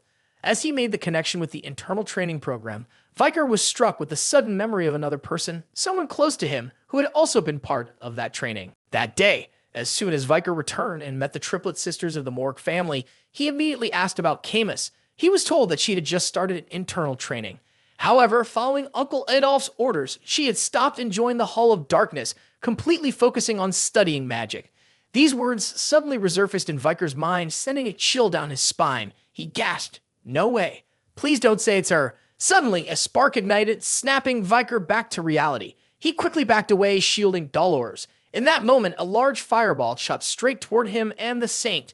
More fireballs erupted continuously, exploding and lighting up the hallway. Before long, the entire corridor was engulfed in a bright red blaze. The doors of the prayer room was blown open. Viker swiftly pulled Dolores along and sheltered her with his fire-resistant cloak. They stood at the base of the statue of the goddess Lun. The Saint, terrified, huddled close to his cloak. Viker kept his gaze fixed on where the attacks were coming from. Dolores couldn't help but look up. Her eyes widened, filled with fear. The attacker slowly walked through the fiery chaos. Her red hair flowed as she bravely advanced toward Viker. She was the last surviving guardian demon of Dantalion, known as Geronto. Viker was stunned, rooted to the spot. He stared intensely at her vibrant red hair. In his mind, he could still hear Camus's angry voice from their last meeting. "No score. You're talking to your future wife, and this is your attitude. I can't give you more than a 100. He panicked, fixated on Geronto's face, which mirrored Camus but lacked any life. Her empty eyes were piercing into him, with flames dancing around her hands. Viker thought, "You are?" After Viker defeated 3 of Dantalion's demon guardians, the last guardian, Geronto, appeared in the form of a schoolgirl, her red hair blazing like fire, a manifestation of her powers. While Viker remained transfixed by her face and fiery hair, the Saintess Dolores noticed that his cloak and skin were burning from the fireball the guardian had hurled at them. She blushed at the thought of being protected by him. She looked at him with wide eyes filled with admiration, thinking to herself, "Night Bloodhound is protecting me again." Thinking about how he had to defend himself repeatedly, Dolores turned to look at the red-haired demon Geronto, with a tense, serious expression and eyes full of determination. She asked him, "That was a malicious attack. I don't think she was only targeting you. Is she undead too?" He cautiously glanced at Geronto and replied, "Maybe." He suddenly asked the priestess, "When did she join Quilty?" Dolores seemed taken aback by Viker's sudden question. She stared at him in surprise, flustered as she answered, "As far as I know, it was only recently." After that response, she fell silent and went deep into thought. She clasped her hands together in front of her chest, furrowing her brow, and seriously said, "I also serve God. If my opponent is undead, then I can't just stand here. I will support you, Night Bloodhound." Instead of acknowledging Dolores or accepting her offer of help, Viker coldly moved toward the demon, bluntly rejecting her. "Step back. I have something to check." The holy woman, feeling confused, suggested, "At least let me recover from my wounds." But Viker once again flatly refused, "No need." His refusals left Dolores feeling bewildered. Meanwhile, the demon Geronto was preparing to launch her next attack. She swung her hand, using magic to create sharp steel spears and hurled them all toward Viker as she saw him approach. He calmly advanced, showing no sign of defense as the sharp spears flew toward him. Instead, he coldly swung his hand, slicing through each spear with his blood sword to clear his path. The demon's spears exploded behind him. This counterattack gave Viker enough insight to gauge the demon's power. He stared at the familiar face that resembled Camus, thinking to himself, long, straight red hair, magic at least level 6, using steel and fire. The number of people capable of wielding such magic at this age, even considering the esteemed wizards of the Morg clan, was incredibly rare. With this in mind, Viker decided to activate the Beelzebub blade. The demon continued her assault, launching a barrage of steel spears to attack Viker relentlessly. The projectiles exploded as they drew close to Viker, engulfing him in a sea of raging flames. Once again, he emerged from the fire, showing no signs of being fazed by the high-level magical attack, even though the outer cloak had been burnt to shreds. Geronto continued launching fireballs, and Viker, seeing him advance without any counterattacks. 2 fireballs grazed by his shoulders, but they couldn't stop his progress. The next ball whizzed past his ear, and he simply tilted his head slightly to avoid it, disregarding the tattered cloak that hung off him. Amidst the relentless assaults from the demon, Dolores realized that Viker wasn't fighting back, despite enduring brutal attacks. She exclaimed, "Is Night Bloodhound just taking the hits? Why is that?" The Saintess watched Viker with helplessness, while the demon continuously switched tactics and unleashed every kind of magic it could muster. Viker pressed on, indifferent to the damage he was taking. This filled Dolores with worry. At the same time, doubts began to stir within her. Could it be that he knows this sorcerer? If so, what is their relationship? Viker didn't care what the demon in Camus's form was doing to him. His mind was flooded with mixed thoughts about Camus before he grew wound. She was well known for being close to his uncle. Adolf Moore meant there was no reason for her to abandon her family to venture into the depths of internal training. He suddenly remembered the moment they first met in this life. Camus had fiercely argued about the ownership of the ruby during a dispute between their two families. Even though her face wasn't very clear in his memory, he still recalled that moment. There was even the time he stepped up to prove he had what it took for an arranged marriage with the Morg family, or the time he and Camus entered the Black Tribe's forest where she praised him for his understanding of barbarian culture, even though she only gave him 8 out of 100 points. On that very day, he stepped in to take a blow for Camus, which indirectly strengthened their bond. Even though all the images of Camus in his mind were now hazy, with only the impression of her red hair left, it still made him feel uneasy. He wondered, if it weren't for that moment, if it weren't for that relationship, if I hadn't taken advantage of her for my own plans, what would things be like now? Memories of the last time he met Camus resurfaced. At that time, Viker had ordered everyone to take Camus back, while he stayed behind in the forest to confront the giant venomous spider, Madame Eight Legs. Camus's delicate face suddenly became crystal clear in his mind. He recalled her determined red eyes and the astonished look on her face when he decided to stay behind to hold off the monster so Camus could safely return home. Viker stepped on the flame of the demon that bore Camus's face. He questioned himself. Did my choices really lead her to this path? Did I destroy the bright future of the hero Camus Morg in history? The expressionless face of the demon Geronto was still staring right at him. Camus's once fiery red eyes now appeared lifeless. Viker confronted her, realizing that the cold, emotionless face staring back at him was indeed Camus. He was horrified, asking himself, "What have I done?" Geronto raised her hand like a machine. She slowly conjured a new fireball, ready to hurl it straight at the enemy in front of her. Viker suddenly grabbed her wrist, throwing her off balance before she could unleash her next attack. He struck directly at the emotionless face of the demon with such abruptness that she couldn't react. He said nothing, forcefully yanking the mask off her face. Dolores stood frozen, horror filling her as she witnessed the brutal scene, her eyes wide and fixated on the layer of skin that Viker held in his hand. He hesitated for a moment, staring in shock at the true face of the undead before him. The demon wriggled her wrist, desperately trying to summon the magic sphere to escape. At that moment, Viker appeared distracted and uncertain. The demon sought to take advantage of the situation to launch a surprise attack, but before she could make her move, Viker's bloody sword severed her head from her shoulders. The head with the red hair flew away, rolling wildly on the ground. The demon's body crumpled to the ground at Viker's feet. The space fell into darkness as the fire magic user was no more. Viker collapsed, drained of strength. He had pushed himself to the limit just to confirm the identity of the undead body possessed by the demon. Seeing this, Dolores hurried over, shouting, "Night Bloodhound!" She immediately knelt beside Viker, anxiously treating him. Her heart raced as she looked at his battered, blood-soaked form, nearly bringing her to tears. "What do we do?" "Your wounds." Viker stayed silent, not responding. Dolores noticed he was staring intently at the head of the demon Geronto. She hesitantly asked, "Is that someone you know?" Viker remained quiet. He had to look closely for a long time to ensure he wasn't mistaken. The cold head on the ground wasn't Camus, even though the unfortunate victim bore many similarities to her. However, the girl's actual hair was not red. It was a dark plum color. Viker replied, "A stranger." Hearing this, Dolores breathed a sigh of relief. Thank goodness. He stood up, gently pushing Dolores away, and coolly said, "That's enough." Dolores was alarmed to see that he hadn't fully recovered. She panicked and protested, but his cold injury interrupted her. Enough. Seeing that he intended to leave, Dolores decided to ask straightforwardly, "Why do you have to fight to the point of being in such bad shape? Can't you just tell me?" Viker paused, remaining silent for a long time. He made up his mind to answer honestly, "Hunting demons." Dolores was taken aback, looking at him in confusion before asking anxiously, "Demons?" He replied indifferently, "It's just a personal vendetta." Viker walked toward the masks that the demon guards had left behind. They were emitting dark smoke, but were not disintegrating. He picked one up. He had collected 4 masks in total. Watching the thick black smoke rising from them, he thought to himself, "I'm wondering what emits such heavy demonic aura. Turns out, it's just the masks worn by Quilty's guards. I'll take them back for later processing. Suddenly, a strange voice echoed in the stillness. It came from the headless body of the demon Geronto. You should return those relics. Viker quickly turned his head back, looking at the demon's corpse. Dollars froze in shock, her face paling in fear. Suddenly, a grotesque mouth emerged from the undead's belly. It laughed mockingly at Viker and said, Heave, Aphibo, Fado, and even Geronto too. I have borrowed them from that woman. She'll surely make a fuss about it. Dollars was horrified and stammered. The mouth on the corpse was speaking. It ignored the Saintess and turned its attention to Viker, expressing a slight pout. The plague doctor, you were the one attacking my minions around here, weren't you? Viker grumbled in response. Well, if you already knew, why bother asking? Right, 10 most powerful demons. He shot a cold glare at the demon's mouth and asked, Should I call you Quilty instead?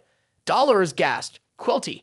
She stared intently at the demon's twisted mouth, involuntarily stepping back in shock as she exclaimed, Wait, is this voice really yours, Lord Quilty? Instead of feeling worried, the demon grinned with delight and exclaimed, Oh my, the Saintess has discovered me.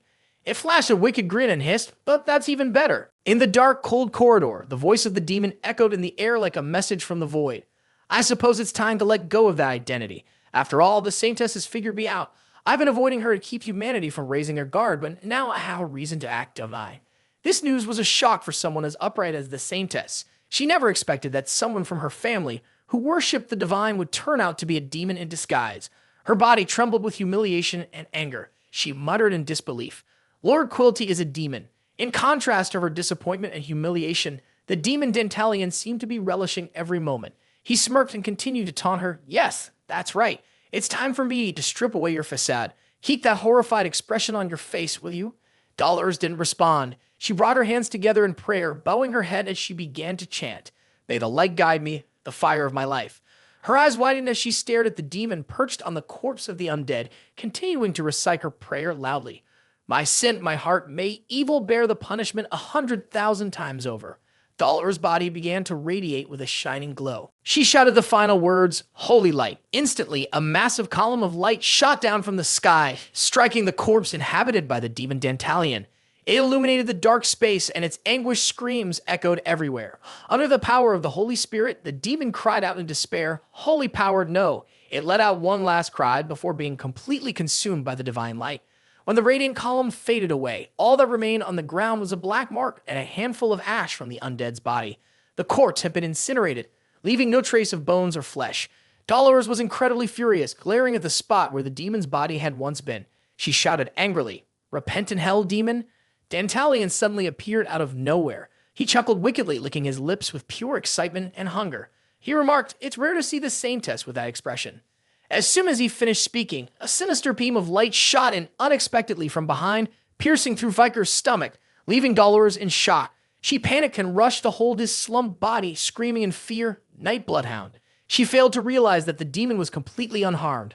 What she had destroyed was merely his sacrificial pawn. He was still there, flesh and blood, slowly walking toward the two of them. He was still lurking in the guise of Quilty. But at that moment, his demonic face was revealed, with bright blue eyes shining with desire. He covered his mouth, stifling a laugh as a bizarre mouth appeared in the palm of his hand, releasing a plume of smoke in a leisurely manner. Grinning wickedly, he teased Dollars. Interrupting others is quite impolite, you know. Seeing him approach, the Saintess quickly stepped in front of Viker, spreading her arms to shield him. Angrily, she shouted at him, You demon, how dare you wear the cloak of a saint and commit such wicked acts? Dantalion continued to advance slowly, laughing as he replied, Well, I am a demon. Are you planning to fight me, Saintess? Dollars gritted her teeth, trying to stay calm despite trembling as she answered, Yes.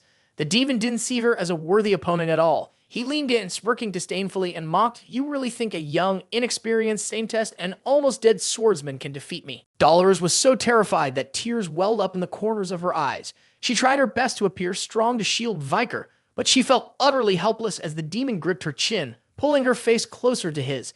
He took pleasure in observing her fearful, desperate expression and exclaimed with glee, You're good at pretending to be tough, but what's the point? You're already this afraid.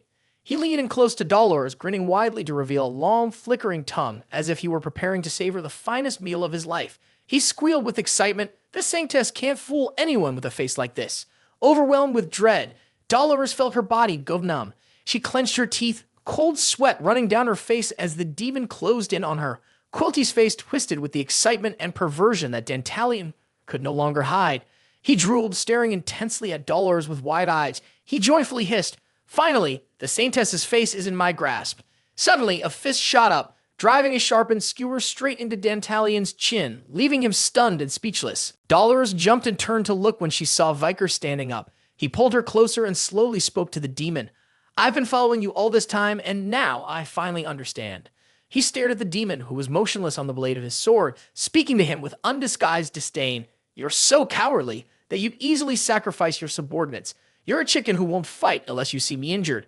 Viker stood tall, letting him see the wound on his stomach, which had closed up and was slowly healing. He mocked, "I was just pretending. Healing this injury is nothing."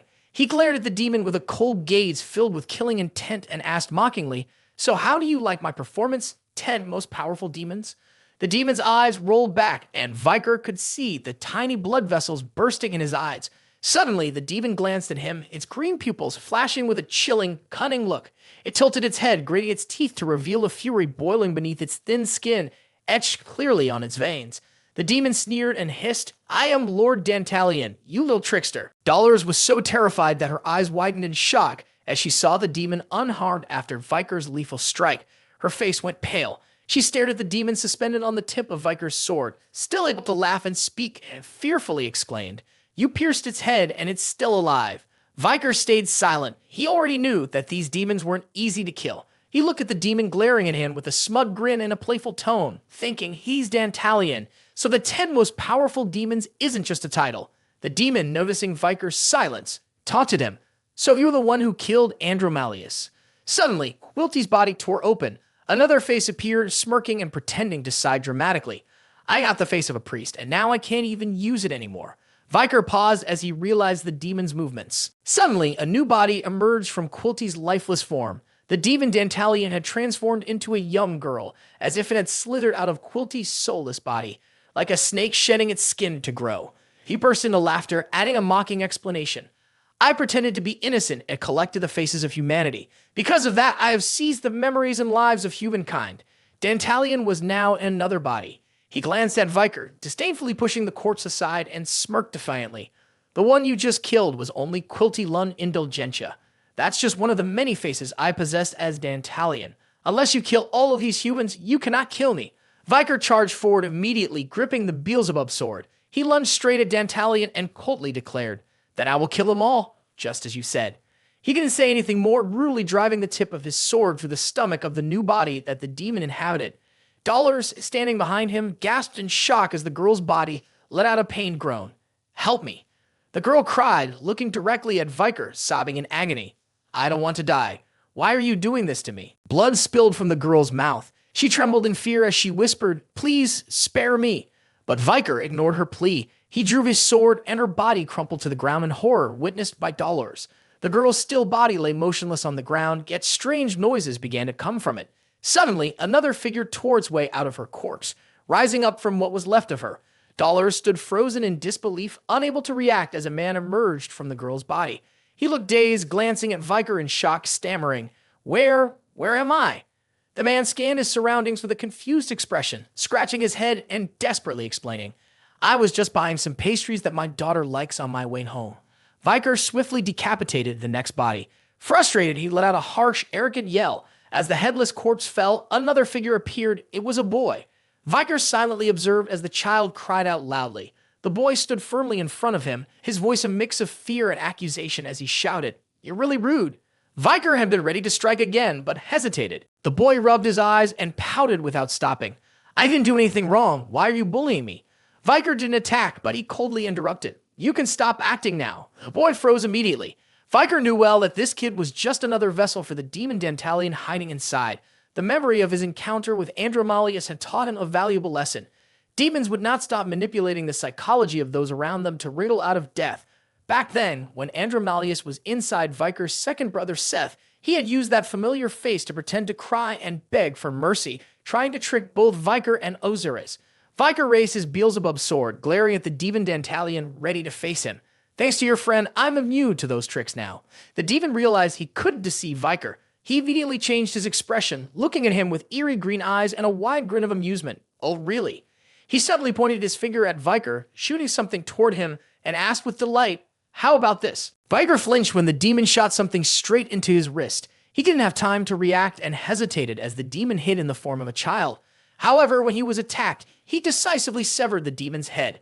Even as the head fell away, it managed to spit out a taunting remark. "It's a gift for you." The child's head flew off before Viker's sharp sword, its wicked smile still intact. The head landed some distance away, unexpectedly sprouting arms and legs. A new body appeared from the child's head. The demon turned around and lightly touched down on the ground. He had waited to return to the body of a popular boy from Viker's academy. He smirked, and the face on his hand echoed his grin. Viker suddenly felt something was off. His head buzzed, and he became dizzy. He collapsed to the ground, causing Dolores to panic. Terrified, she rushed over and shouted, "Night Bloodhound!" Dantalian's face changed again. Eyes materialized on the handsome face that the demon had taken over. He laughed excitedly and gleefully explained, "I've implanted a face on your body, and now I'll show you the emotions and memories of that face you're wearing." On Viker's wrist appeared a twisted face, its skin wrinkled and taut. Dantalian proudly announced, "A face I've implanted on you belongs to someone suffering from delusions and schizophrenia, which drove him to slaughter his entire family. How does it feel? How do you like having the memories of two conflicting people shared in one body?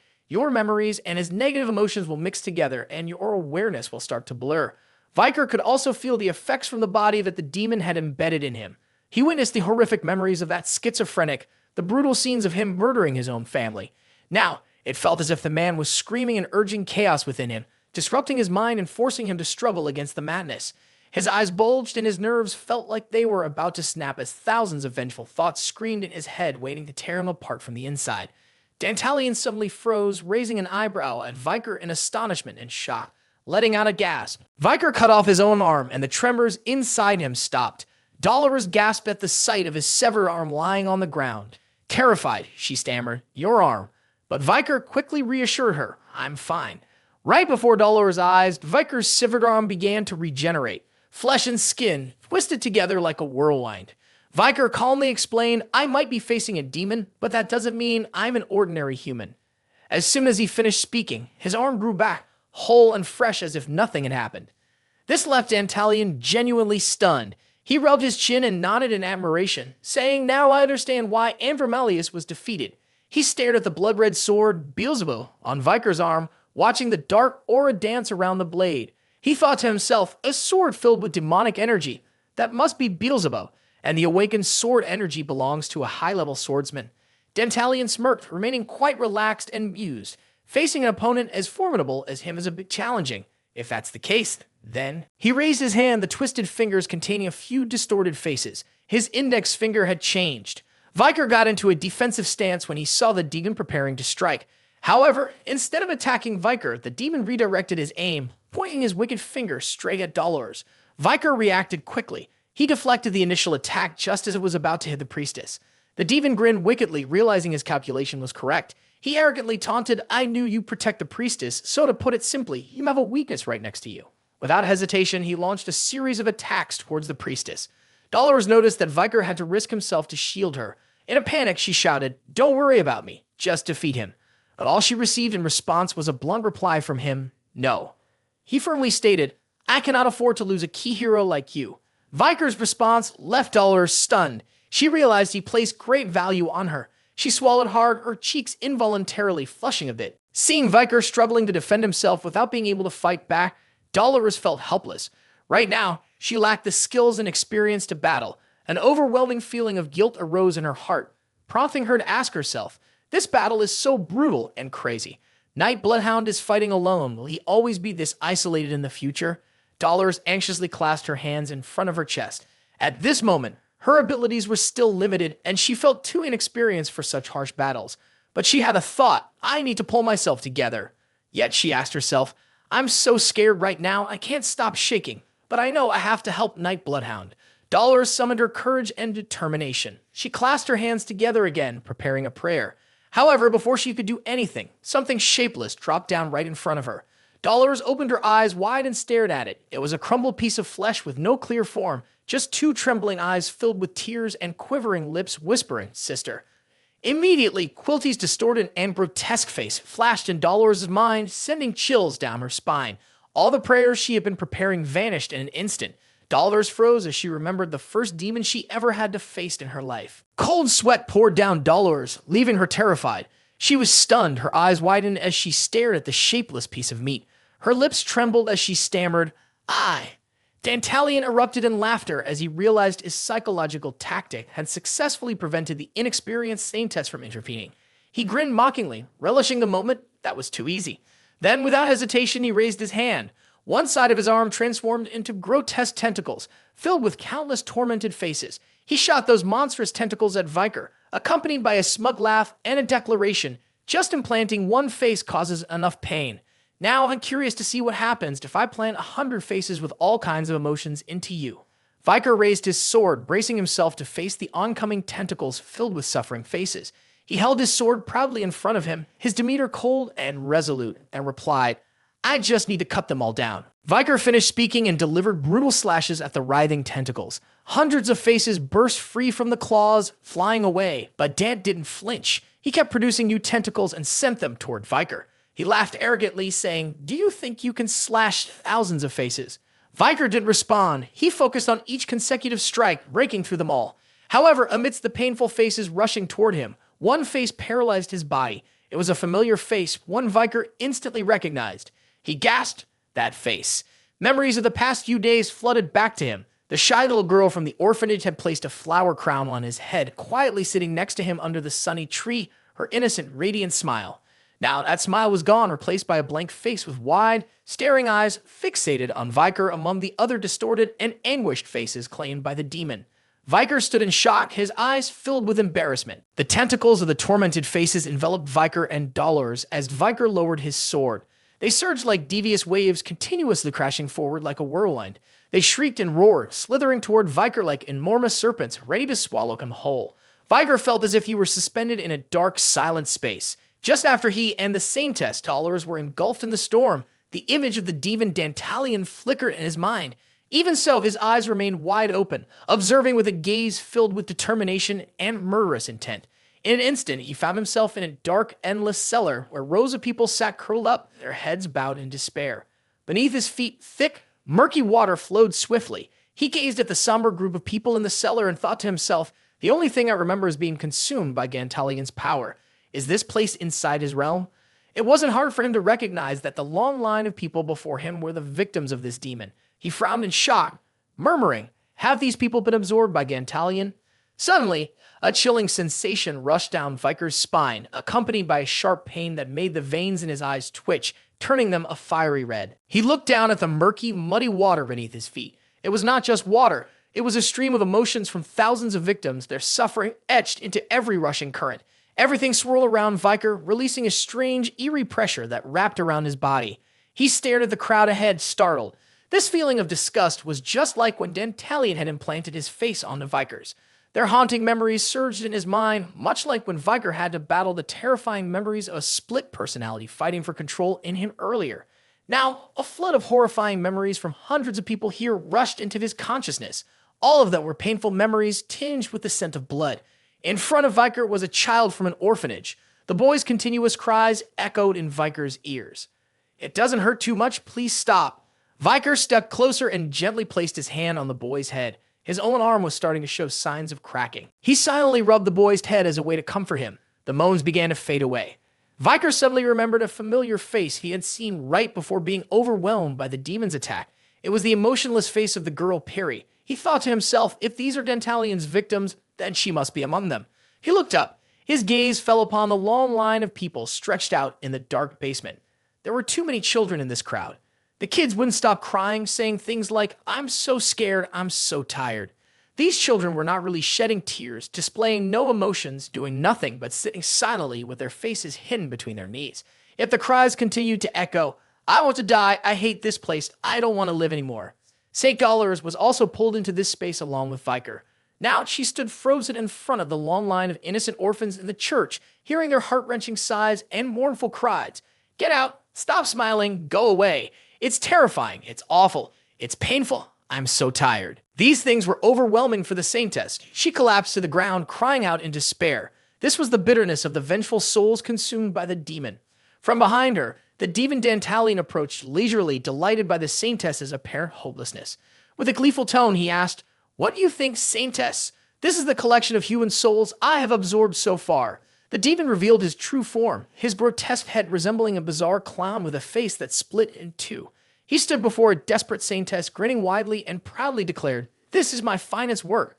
I don't feast on ugly humans." He seemed thrilled by the mournful cries echoing in this dark dungeon. His two mouths stretched into a grin, slimy drool dripping from them. In a fit of excitement, he screeched, "These sounds of lament, they're so moving, aren't they?" Ninth Corpse Dantalian was a demon of S+ danger level, and his size was unclear.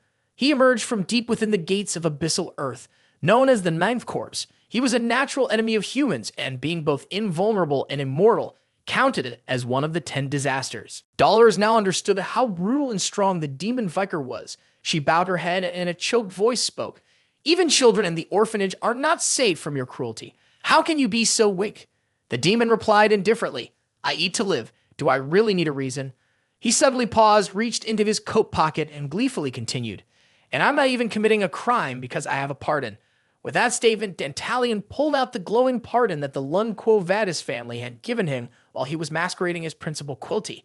He held it up in front of the saint, giggling with delight. His eyes sparkled at the sight of this pardon. He grinned widely and exclaimed, "Humans' ideals revolve around selling their sins. Your thinking always excites me." He looked at the long line of people he had consumed and calmly questioned the saint. "Isn't the idea of using an orphanage as a food source for me no different from how humanity raises and slaughters livestock? You say I am guilty, but what about your kind? Are you innocent?" The Saintess remained silent, her head bowed as she sank into despair, unable to utter a single word. Dantalian moved closer to her, peering intently to see the look of hopelessness on her face and whispering cruelly, "Saintess, you are just like one of those cruel and vile humans. You're simply lucky to have been born with holy power. In reality, you're weak and useless, nothing but a burden to those around you." The grotesque features of Dantalian loomed as if they wanted to devour Dolores, but the demon stayed hidden behind her. He pretended to pat her on the shoulder, mockingly whispering words of blame. "Thanks to you, I was able to trap that swordsman in my world. If he dies, it's because of you." Dolores sat there, frozen, her head bowed, as she listened to every word the demon said. Seeing the Saintess in such a state of despair, Dantalian felt thrilled, thinking to himself, "It's truly fascinating to see the Saintess so silent. My inner world absorbs the essence of humanity through the negativity of death. I can't wait to see the darkness reflected on her face." Suddenly, Dolores slowly lifted her head, turned back, and whispered to the demon, "You're right. There's nothing wrong with what you say. Indulgentia's mistakes about indulgences, harming others to satisfy one's own interests, along with my flaws and the flaws of humanity. All of these combine to create a world full of despair." Just hearing those words, Dantalian felt a rush of excitement. He burst into wild laughter and charged toward Dolores, his mouth drooling as he shouted, "Exactly, those humans." Dolores didn't let him finish. She boldly looked up at the demon, her eyes filled with tears yet brimming with courage and determination. She interrupted him directly. "However, we humans also have the ability to find the right path, even in the depths of despair." Dolores radiated a brilliant light in the dark tunnel of Dantalian. The demon stepped back in shock. His eyes widened as he realized Dolores still had the power of grace, despite the whispers of manipulation swirling around her ears. In a panic, he screamed, "Grace, aren't you supposed to be fallen?" Dolores kept shedding tears, but her eyes clearly showed determination and the glow of faith. She glared at the demon and replied firmly, "Because of you, I come to understand how indecisive I used to be. I couldn't lift the indulgence because I feared my father. I didn't dare to help Knight Bloodhound when he had to fight alone because I was afraid of you. I know just how useless I've been, but that person told me." Dolores paused. She remembered the last time she met Knight Bloodhound in her family's city, Quo Vadis, after the terrible illness had swept through. After Viker helped her deal with the problem, she had shared her sadness with him. Why did the Holy Spirit choose someone as weak as me to be a saint? There are so many out there who have stronger willpower than I do, even if they weren't born with holy powers. Why didn't the Holy Spirit give me this noble title that I don't deserve? At that time, Viker calmly responded to her, "Feeling pain and guilt about this is one of the reasons you were chosen by the Holy Spirit. This world needs someone who can shine brightly even in the darkest and most hopeless places." Thinking back to those words, Dolores clasped her hands together in front of her chest, determined to illuminate the dark and desperate space with her holy power. She murmured to herself, "He fought fiercely against those demons. I can't let him battle alone anymore. I will do my best." With her choice and determination, Dolores unleashed her holy light to push the demon back, shining that glow before the pitiful souls trapped in this damn cellar. Dantalion realized he was in a disadvantageous position, one he had worked hard to avoid. He cursed in frustration, damn it, if she keeps using that holy power, he'll pull off his manipulations like before. He yelled at Dolores, these humans can still come back to life, but souls cleansed by holy power will vanish completely. He looked at Dolores, hoping she would hesitate and stop, but the holy power only grew stronger. She gritted her teeth, determined to shut her eyes tight and shake her head to rid herself of the whispers from the demon in her ear. She thought with irritation, I won't let that demon's words shake me anymore. Suddenly, a small hand gently rested on Dolores' hand, causing her to jump and open her eyes in surprise. A child from the orphanage had appeared in front of her without her noticing. The boy stared at her wide-eyed, his face showing no emotion. Not just him, but all the children from the orphanage began to gather around. They started to smile and wave at Dolores as if they knew what she was doing and wanted to encourage her to be strong. Dolores burst into tears. She looked at the innocent children in the orphanage with pain in her heart and whispered, I'm so sorry for not being able to save you. The children became Dolores' motivation. In an instant, a radiant light erupted powerfully, bursting forth like a small wave and enveloping the entire room in the basement. In the distance in the tunnel, those who had not yet felt the light remained sitting silently, hugging their knees. Among them was little Peri. She too had lost her human emotions, sitting quietly with a vacant, wide-eyed stare. Viker had found the little girl. He gently sat down, leaning against Peri, and whispered wearily, I finally found you. Peri was exhausted as the tormenting emotions from the murky waters tore at his body and mind. His face looked fractured, but he managed to crawl his way here and whisper to the girl, on the way here, I kept wondering why I wanted to see you again. Viker's eyes were sunken, dark circles underlining his broken face. Yet he opened his eyes wide and tried hard to share his final thoughts with Peri. I have something to tell you. I used to think my life was only about getting revenge on the demons. I came to the orphanage just to hunt them down. I didn't even think about what I would do after that until I met you and saw your bright smile. Demon energy enveloped Viker, slowly corroding his flesh. He showed no pain, only quietly confiding in the little girl. I realized that if there is anything that gives meaning to this revenge, it's that I can create a world where children like you can live happily with smiles on their faces. Behind Viker, the radiant glow of Dolores' holy power lit up the basement. Gradually, it spread to this place. Viker was too exhausted to turn around. He whispered to Peri, Thank you for giving meaning to my journey, and I'm sorry for not being able to protect you. The halo of light shone on Peri. Suddenly, her voice floated into Viker's ears, leaving him stunned and speechless. Did you really come to see me? Viker quickly turned around. Behind him, the children, illuminated by the holy light, all turned to face him, smiling. Peri's eyes welled up with tears. Upon seeing Viker, she couldn't hold back and burst into tears, saying, I'm so scared. The holy power of Dolores healed the cracks on Viker's face, restoring his energy. He suddenly felt less tired and sensed a wave of emotion as Peri cried. He said nothing, gently wrapping his arms around her. He tightened his embrace and whispered to her with pain, I promise you, I will never forgive the ones who made you cry. Peri smiled happily. The little girl hugged Viker one last time and whispered contentedly, yes. The entire dormitory of the orphanage shone with the radiant light of the holy power. The demon Dantalion was pushed back, quickly raising his hand to shield his face. The damp space he had inhabited vanished, and everything returned to the hallway of the orphanage. He stared in shock at the explosive power and burning holy energy of Dolores. Glancing at her, he exclaimed, The Saintess, is this strong? No way. Has she awakened? He helplessly watched Dolores and Viker, who both stood unharmed before him. The glow radiating from the Saintess was blinding, preventing him from approaching any closer. Fearfully, he thought, she has cleansed the abyssal earth and all the souls here. The Saintess continued to pray with her eyes closed. She had succeeded in freeing the vengeful spirits and had brought herself and Viker back. Viker looked at his hand in amazement, whispering, This is it. He felt the vibrant red energy surge back in his body, wrapping around his hand. Clenching his fist, he joyfully thought, My aura has returned. The holy power of the Saintess is amplifying my aura. Viker felt the 6 auras of original energy flickering within him and told himself, I believe I can do it, reach that level. From the midst of the 6 auras, a new sphere appeared, shining brightly. Viker was on the verge of awakening his 7th sense. His hand glowed brightly, and the original energy surged violently. The Beelzebub sword reappeared in his grasp, expanding and radiating a new type of energy, more explosive than before. Dantalion stared intently at the blazing red blade in Viker's hand, desperately exclaiming, No way, is he really a master swordsman? Viker's body blazed with fierce crimson energy. He lifted the sword, locked eyes with the demon, and coldly declared, "Dantalion, you won't die easily." He gritted his teeth in rage, directing a fierce, intense glare at Dantalion. The Beelzebub sword swelled with boiling energy, emanating the pungent scent of demon blood. At this very moment, not only was Dolores engulfed in the brilliance of the saint, but Viker's body also erupted with a chilling red energy. This energy had just awakened within him, thanks to the holy power of the Saintess. Dolores closed her eyes, trying her best to concentrate. A thought still swirled in her mind. I can feel the sadness of countless sacrificed children, the rage against the demon who sacrificed them. I can sense the emotions of Night Bloodhound.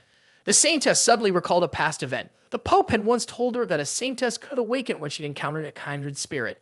Dolores had confirmed that this kindred spirit was Viker, so she tightened her grip on his hand. She silently prayed, "I dedicate all my holy power to Night Bloodhound." Immediately, holy light shone brightly on Dolores' hands. This was spiritual resonance, a blessing that allowed the Saintess to share her holy power with her kindred spirit, temporarily boosting his abilities. That was when Night Bloodhound, or Viker van Baskerville, first awakened as a swordsman through the Supreme Realm.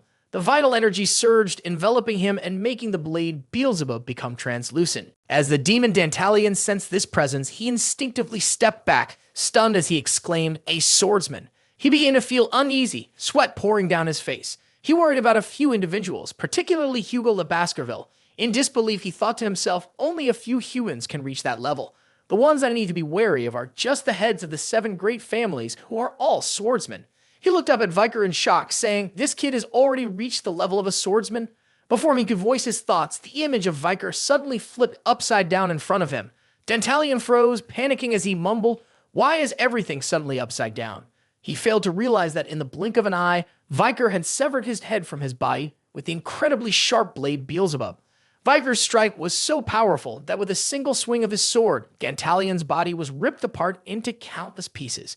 Each part of the demon fell helplessly onto the damp corridor, while his head flew off into the distance. Viker had learned from his previous encounter with the demon Andromalius. He stepped up, deliberately stomping right between the demon's jaws and coldly said, "The souls you've collected have been purified, and they've lost their faces. You're out of options against me now."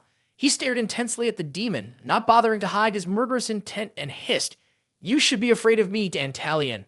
At that moment, the demon's eyes were nearly cloudy, rendering him nearly blind. He felt an increasing panic, sweat pouring down his face. He recalled the sensation of the 10-corpse Andromalius' defeat at Viker's hands and trembled as he thought, "I can't see him. Could it be that my 10th corpse is going to die like this?" Faced with Viker's overwhelming presence and power, Dantalion could only despair and think, "My mission is to gather magic from one place to open the portal to the demon realm. Shortly after arriving in the human world, I believed I could easily dominate this place, but I never expected a human would interfere with our plans like this." As he realized this, a wave of anger surged within him, as if regretting all the efforts of the 10 most powerful demons. He seethed and thought, "Even if I have to die, I must kill him." Immediately, he made a move that caught Viker's attention. Dantalion's monstrous face suddenly oozed and contorted into a gooey, slimy substance that wrapped around Viker's feet.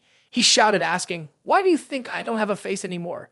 Just a moment later, the demon's face morphed into a massive, misshapen blob of flesh, losing all recognizable form. With its wicked eyes wide open, it stared intently at Viker. Overwhelmed by its imposing size, the demon laughed gleefully, saying, "I still have one more. I will drag you and all of humanity from this orphanage along with me far away." Dolores was extremely worried. She staunchly clasped her hands in front of her chest and yelled at Viker, "The dangerous aura is making me feel uneasy. Night Bloodhound, what should we do? At this rate, everyone here is in danger." Contrary to her anxiety, Viker calmly reassured her, leaving her astonished. "Stay calm, Saintess." He didn't seem afraid of Dantalion's giant, distorted form. His body shone brightly, a mix of primal energy and holy power. He calmly turned to Dolores and said, "You don't need to worry." Then he turned back, narrowing his eyes at the demon, frowning as he thought to himself, "Because at this very moment, I am sure I have reached that point. The level I had never attained before the rewind, no matter how hard I trained for it in my lifetime, is the sword technique Hugo showed me." An image flickered in Viker's mind the day Hugo le Baskerville swung his sword and crushed Andromalius' head to dust, tearing apart the sky. The demon Dantalion still hadn't realized the death sentence hanging over him. He stared wide-eyed at Viker and stubbornly shouted, "My brothers, I beg you, complete your mission and bring about an era of destruction to this world." His words hadn't left his mouth for long. Soon enough, the demon's appearance twisted and warped.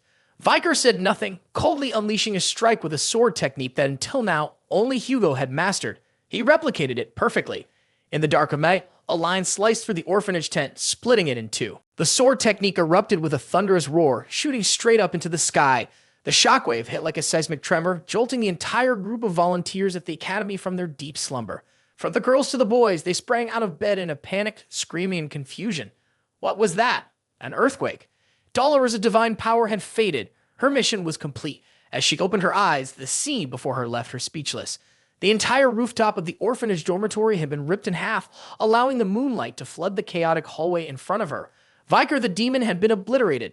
In the volunteers' area, Sinclair quickly peeked out the window to assess the situation. Before her, the dark clouds above had been split apart, revealing a shimmering crescent moon in the night sky. Sinclair gasped, "What is happening?" That night, the incident at the Indulgentia orphanage plunged the capital into fear. Another terrorist attack had struck the orphanage managed by the Quo Vadis family. A dormitory had been split in two, with the ground sinking down deep. Just like the previous incident, Night Bloodhound was identified as the culprit, and a crowd began to gather at the scene. The group of volunteer students was still in shock. Bianca looked over at the group of reporters chatting in the distance and exclaimed, "I can't believe Night Bloodhound is here." Sinclair nodded in agreement, worry etched on her face. "It's terrifying to think that a terrorist attack has happened right where we are." PG, feeling confused, said, "And on our last day here too." Then Tudor expressed his frustration, saying, "What a shame. That was a great opportunity to catch him and prove we have what it takes to become great heroes." Among the group, Sancho seemed more contemplative. He muttered skeptically, "But ever no one got hurt. That's strange." Noticing the sensitive nature of the issue, PG quickly turned to remind him, "Sancho, be careful with what you say." He glanced over at the Saint, Dollars, and her knights in the distance and whispered to Sancho, "Principal Quilty went missing yesterday along with some guards. They might have become Night Bloodhound's victims too." Sancho nodded as if he understood. He sighed regretfully. Senior Dollars must be really upset about this. Meanwhile, no one knew what Dolores was saying to her knight. She had told everything to her closest knight. Peter now had his own worries and mumbled, "Got it. I thought Quilty was just an annoyance, but it turns out he's a devil." Behind Peter, Dollars fidgeted, rubbing her arm as if she had something to say. Peter didn't notice. He suddenly turned to the Saint and exclaimed, "Night Bloodhound handled this. Ambushing a branch of our family is unforgivable, but personally I feel relieved to see him cut off the rotten part of the family." He glanced at the reporters waiting outside and whispered to the Saint, "Even if that's the truth, I'm not sure the public will believe it." Dollars hesitated, opening her mouth as if she wanted to speak. Then she suddenly stepped forward decisively, moving past Peter towards the reporters, and called back to him, "Lord Peter, I apologize in advance for what's about to happen." She boldly stood in front of the group of reporters and declared, "Everyone, I would be very grateful if you would listen to what I have to say." The reporters instantly stirred at the sight of Dollars. The Saint Dollars. It seemed like she was about to say something important about the incident. Dollars fell silent, slowly taking out an old worn notebook. Last night, Viker had given her this notebook along with a message. "This is the truth about the Quo Vadis family. Do with it what you will." Dollars bowed her head, gazing at the notebook with a hint of hesitation, as if she wanted to tear it up. But she eventually decided firmly to open it and loudly read its contents, with the reporters paying close attention. Records of privileges and exemptions. Date 0 month 0. Sender, Quilty Lun Indulgentia. Recipient, Cardinal Hamber Lun Quo Vadis. In front of everyone, Dollars boldly exposed all the corruption within her family, from the coin titles that had led to her parents' deaths, as they wanted to donate all their wealth instead of passing it down as an inheritance. He had seized their assets after faking his own death in an accident. All sins were forgiven after paying 1.5 billion gold in cash. Baron Legiso killed his maid after subjecting her to a series of vile acts. He then discarded her body in a sewer. All of his crimes were forgiven after he paid 200 million gold in cash. Sir Finnegan murdered his partner to monopolize profits from their investments. All of his crimes were forgiven after he paid 800 million gold in cash.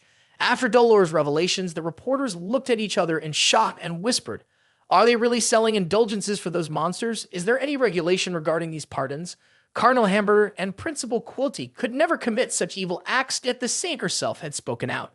Dollars ignored the reporters' skeptical debates and continued reading more names. Count Azel evaded taxes amounting to about 100 billion gold. However, all of his crimes were forgiven after he paid 300 million gold in cash. As Dolores boldly read out all the accusations, she resolutely thought that she wouldn't back down, even out of fear of her father, because she wanted to be someone he wouldn't be ashamed of. Dolores looked firmly at the reporters and declared in a strong voice, Dolores Lund Quo Vadis believes that buying and selling sins for money is an absolute violation of the divine. I swear that such brutal actions will never happen in the Quo Vadis family again. Her words echoed across the playground in the back where Viker sat alone under their familiar tree. He heard everything and whispered the word saint. Understanding her decision, he looked up at the small rays of sunlight filtering through the large branches above and murmured, Even if I backtrack, your righteous heart will never change. He stared blankly at the rustling leaves overhead, softly whispering, Now there are only 8 names left on the 10 most powerful demons list. He bowed his head, glanced to the side, and placed his hand on the empty space beside him, regretfully whispering, I swear, by the end of this journey, I will create a future where children like you can live and laugh. After finishing his words, Viker slowly walked away, leaving a small wooden cross under the tree behind him. The cross was neatly placed at the base of the tree, where it could catch the sunlight. A pretty daisy wreath that Viker had received earlier was arranged carefully around the little cross. A small nameplate bearing the name of the little girl, Peri, adorned it. Viker's last words echoed in the wind. I hope you smile peacefully over there. The next day, in Professor Vincey's office, the voice of the saintly Dolores raised objections. Why isn't what I wrote being published? She stood in front of her professor's desk, vehemently protesting. I only wrote the truth. I didn't lie at all. Why replace it with an article condemning Night Bloodhound? In contrast to her heated demeanor, Professor Vincey sat upright, gazing at her seriously, and coldly asked, Do you really not know? In front of him lay an article that Dolores had hurriedly put together after returning from the orphanage. The title read, Are Night Bloodhounds attacks truly meaningless outbursts, hiding the dark side behind a Quo Vadis holy clan? He tapped his fingers on the article and somberly stated, Your piece attacks a specific organization, while students must strictly adhere to the rules of neutrality. Dolores felt a sense of injustice at the professor's shallow explanation. She voiced her protest loudly, saying, I'm just stating the truth. Faced with her heated response, Professor Vincey shook his head dismissively and asked with irritation, Didn't your father, Cardinal Hamburger, deny everything? Even the leaders listed in the Indulgentia pardon list have been proven innocent. Dolores realized she had nothing to back up her claims and could only weakly argue. But the Indulgentia pardon list was real. The professor immediately cut her off, saying, Yes, a name was book of unknown origin. Dolores became disoriented and confused. She stared at the article she had written and asked, feeling slighted, Why are you so determined to side with Quo Vadis? Is there some outside pressure? In response to her question, Professor Vincey remained silent, deep in thought and looking down. Suddenly, he stood up, looked directly at the saint, and slowly exclaimed, I have no reason to lie to you. I was told to write an article that focuses more on the attacks made by Night Bloodhound. Because of this, my position as department head is also at stake. The professor's response made Dolores vaguely realize someone was putting pressure on him. She asked directly, Is Cardinal Hambert really that powerful? Powerful enough to pressure the department head? The professor sighed softly, rubbed his nose, and complained, If it were just Cardinal Hambert, I wouldn't have to listen to him. Dolores' eyes widened as she stared at the professor. She felt embarrassed, realizing there was someone with even more power than her cardinal father. She exclaimed, Are you saying it's the Pope? There was only one person more powerful than Cardinal Hambert in the Quo family, and that was the Pope. Dolores clutched her chest in shock, bowing her head in confusion as she thought, Even if everyone else falls from grace, he remains noble. I've heard rumors that he's getting old and might not be as sharp as he used to be. But could Cardinal Hambert really be taking advantage of that to wield such influence? Professor Vincey looked at his student, pointed at her, and sternly reminded her, The content you wrote is not suitable for a news article. When I read it, I couldn't help but think you were biased in his favor. Don't forget, he's a terrorist who has committed horrific acts. Dolores was so upset that she couldn't find the words to respond. Frustrated, she bit her lip and silently thought, Night Bloodhound isn't a bad person. The real villains are Quo Vadis and the demon hiding within him. The unfair situation made Dolores think about Night Bloodhound immediately. She agonized over the thought. He said that demons still exist in this world. Night Bloodhound has fought alone in this brutal battle and will continue to fight in the future. Although she wanted to help expose the evil deeds of the demon, Dolores realized she couldn't do it alone. Besides her and Viker, no one else had witnessed the horrific crimes committed by those demons, so inevitably, no one would believe her. Annoyed, she excused herself and turned to walk away, her mind deep in thought. After talking with Professor Vinci, she understood why Night Bloodhound didn't share this with others and risked his life to destroy the demon instead. Before Dolores left, the professor called out to her, "Don't bring this up again." She could only respond, "I understand, sir." However, Dolores, with her strong sense of integrity, would never give up on seeking the truth just because of pressure from above. These challenges only fueled her determination. She resolved silently, even if she was all alone, she would do everything she could to help him. After returning from the orphanage, the group immediately dove into their studies, so much so that now, during their break after class, Tutor felt so worn out that his muscles trembled even after stretching. He complained, "Going back to school is exhausting. I suddenly feel like I'd rather be volunteering." Even Peaky found it exciting and cheerfully suggested, "Let's go back again next time." Tutor rushed over and pat Viker on the shoulder and eagerly invited, "We're all going to practice run flat. Do you want to join us?" Viker maintained his usual cold demeanor and casually replied, "I'm not feeling very well, so I'd like some time to myself." The two words "by myself" made Tutor turn pale. He suddenly thought that Viker was still upset after the loss of the child Peri. However, PG, blissfully unaware, innocently said, "Then I'll go back to my room." Tutor immediately rushed over, interrupting Peaky, and quickly forced a cheerful smile to encourage Viker. Spending time alone is important. "All right, let me take PG with me." Viker didn't think much of it and just absent-mindedly mumbled his agreement. In the end, Viker found himself alone in the dorm room. He opened his backpack, searching for the important item he had wanted to study for a long time, muttering, "Thank goodness, since that day, I haven't had any time to myself, so I couldn't focus on dealing with this." Recalling what happened at the orphanage, he fell into thought. "I reached the level of master swordsman thanks to the blessings of the city's priestess, but then fell back to high-rank graduator. Still, it was nice to experience what it felt like to be a master swordsman." He continued to rummage through his backpack, thinking, "The greatest prize is this item. I collected it after battling the night guards of Dantalion." Viker pulled 4 masks out of his pocket, which he had collected from 4 demon guardians. They were stuck together, forming a new shape. When pieced together, they created a larger mask. He remembered this sacred artifact, the heart of the beast picaresque mask. The fratricide function had no stats yet. The degeneracy function was currently turned off.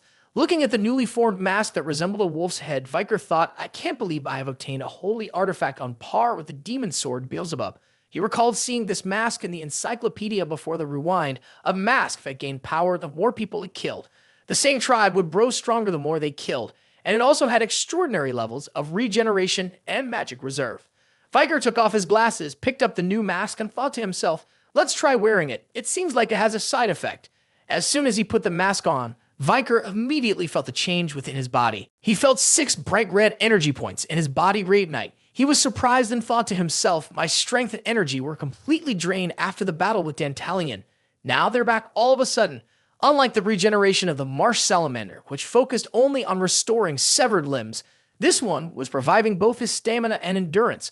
Viker winced slightly when he sensed some vague changes in his body. He looked around and reminded himself, but something feels strange. He suddenly realized he was gazing up the backpack he had placed on the table, and everything in front of him appeared in just black and white. He gasped, "Why can't I see anything? It's just black and white." He let out a sound and stood frozen, realizing that the noise he made was a bark. He had turned into a small dog. This left him utterly stunned. Panicking, he yelled in his mind, "I've turned into a dog. Is this a side effect?" In his panic, Viker didn't know what to do except run frantically around the room, barking in fear. "If I can't return to my normal form, I'll be in big trouble. I haven't taken this mask off." Fortunately, just as Viker thought of that, he felt the dog mask pull away from his face, and his human body returned. Looking at his own body, Viker let out a relieved sigh and murmured, "So it will disappear when I want it to." He glanced at the mask lying at his feet, already brainstorming ways to use this advantage in the future. He thought to himself, "If I can turn into a dog at will, then this isn't just a side effect, it's a special ability. Thankfully, there are no rules against having pets in the dorm, which will make things easier for me." Suddenly, a small cracking sound caught his attention. Viker looked at his backpack, puzzled. After putting his clothes back on, he pulled out the item that was making the cracking noise. It was the ball he had given to Peri earlier, now broken into several pieces. In reality, it wasn't just a ball. It was the egg of Madame Eight Legs. That day, he had taken it out for little Peri to play with. He wondered if the egg is cracking. Could this mean it's about to hatch? He recalled how Peri had once dropped the egg into the water, possibly speeding up the hatching process. Viker immediately thought of Madame Eight Legs, one of the strongest monsters that had almost taken his life several times. Even ancient demons who ruled the underworld struggled to deal with it. It was said that they had to arrange a place deep within the abyss for this species to live. And now the offspring of that monster was about to be born. The egg began to shake and crack open, revealing two furry legs sticking out. In an instant, the egg hatched in Viker's palm. A tiny, fluffy spider emerged, opening its sparkling eyes to look at Viker and let out a little sound. Viker stared at the tiny creature on his hand, feeling puzzled and thinking, this little ball of fluff is the lady's child. The important thing is, did it just make a sound? To emphasize this, the spider let out another noise, followed by a soft whimper. Viker stood there dumbfounded, gazing at the strange little animal, his eyes wide with confusion. The cries sounded just like those of a puppy. Wait, could it be learning from me, because I left a wild wolf to take care of it? The spider seemed sad that Viker did react to his whimpering. It started wriggling, nuzzling into his palm and looking up at him with its sparkling eyes, pleading. Viker suddenly realized the issue and asked, "Are you hungry?" He searched for a piece of dried beef and carefully tore it apart for the little spider. Seeing the meat, it shook its head vigorously, leaving Viker even more confused. He muttered, "I thought it could eat meat like the lady, but this little one still can't eat meat." He let the spider crawl around on his arm, looked at it, and whispered in awe, "This is an opportunity to raise a horned monster. Let's go find you some food." He hid the spider carefully on his person and left the dorm room. As he turned the corner in the hallway, Viker suddenly froze, hearing a gruff voice up ahead, "Don't dirty the academy anymore." Viker quickly ducked behind a column, peeking out. It was PG, cowering between three big guides. It looked like they wanted to bully him again. One of them had grabbed his arm, preparing to continue the taunting. Viker recognized the situation immediately, but his attention was drawn to someone else in the group. He thought, is that PG? Next to him, it's Granola de Leviathan, the head of the fire department. The person you noticed is a student with green hair and piercing eyes. He remains silent, not saying a word, but you recognize that face. According to PG, Granola comes from the Leviathan family, one of the prestigious 7 families representing the Empire. He ranks second among the first-year students in the fire department, and is the arrogant vice president of the first-year student council. PG seems to still be trapped in a cycle of bullying. He tries to keep a cheerful demeanor to slip past the bullies and leave with a forced smile, awkwardly saying, "Excuse me, can I go? I just finished using the restroom, and my friends are waiting for me." But the group doesn't let him go. Granola and his friend immediately block PG's path. They are annoyed and irritated by PG's attitude. "You think you can just leave whenever you want, commoner?" Granola sneers, filled with disdain. "This trash doesn't even look like a low-level swordsman. Just seeing you is infuriating. Do you have any idea how humiliating it is for a descendant of one of the 7 great families to be stuck in class with a fool like you?" He didn't bother to hide his disgusted gaze towards PG, as if he were looking at something deeply offensive. He bluntly spat out a sneer. "People like you shouldn't be here. Get out of the academy." PG tried to keep silent and endure it until he heard the next remark. "Your friend is the same." This statement crossed a line for him. Without hesitation, he lunged forward and grabbed Granola by the collar, catching him off guard. Gritting his teeth, he mustered all his strength to shout in rage, "You can insult me, but I won't let you touch my friend." Granola, furious at being disrespected by someone he looked down upon, clenched his jaw and hissed in disgust. "What are you going to do?" He shoved PG away and turned to his friends, yelling, "Give him a beating." PG bit his lip, closed his eyes, bowed his head, and silently braced for the incoming blows. But after waiting for a while, nothing came, so he cautiously opened his eyes to see what was happening. It turned out Tudor had appeared out of nowhere. He had intercepted the bully's punch and asked PG with concern, "Are you okay?" Sancho had arrived too. He grabbed the head of a bully, leaving the guy stunned and panicked. Sancho yanked his head back, glaring with rage, and growled, "If you want to fight, you've picked the wrong guy." Just that one grip from him made the bully scream in pain. PG was wide-eyed and surprised at the unexpected appearance of his 2 friends. In amazement, he whispered their names, Tudor, Sancho. Viker decided to step in as well. He gently helped PG up, causing him to gasp in shock. Viker, surprised, said, "When did this happen?" The group of bullies shrank back, huddling behind Granola as soon as the friends showed up. Granola was furious at the unexpected interruption, and his anger only grew when he recognized one of them. He gritted his teeth and hissed, "Tudor La Mancha Don Quixote." Tudor also seemed to recognize Granola. He glared at him and stood in front of PG. Speaking to PG, but keeping his eyes on the wealthy bully, he said, "I was wondering when you'd come back. I didn't realize you were in trouble." Tudor glared fiercely at Granola, angrily hissing, "How dare you touch my friend?" PG felt confused and anxious as he sensed the tension in the air. Sancho cracked his knuckles, ready for a fight. Meanwhile, Viker remained silent, observing the situation. No one knew what he was thinking as his eyes were hidden behind his glasses.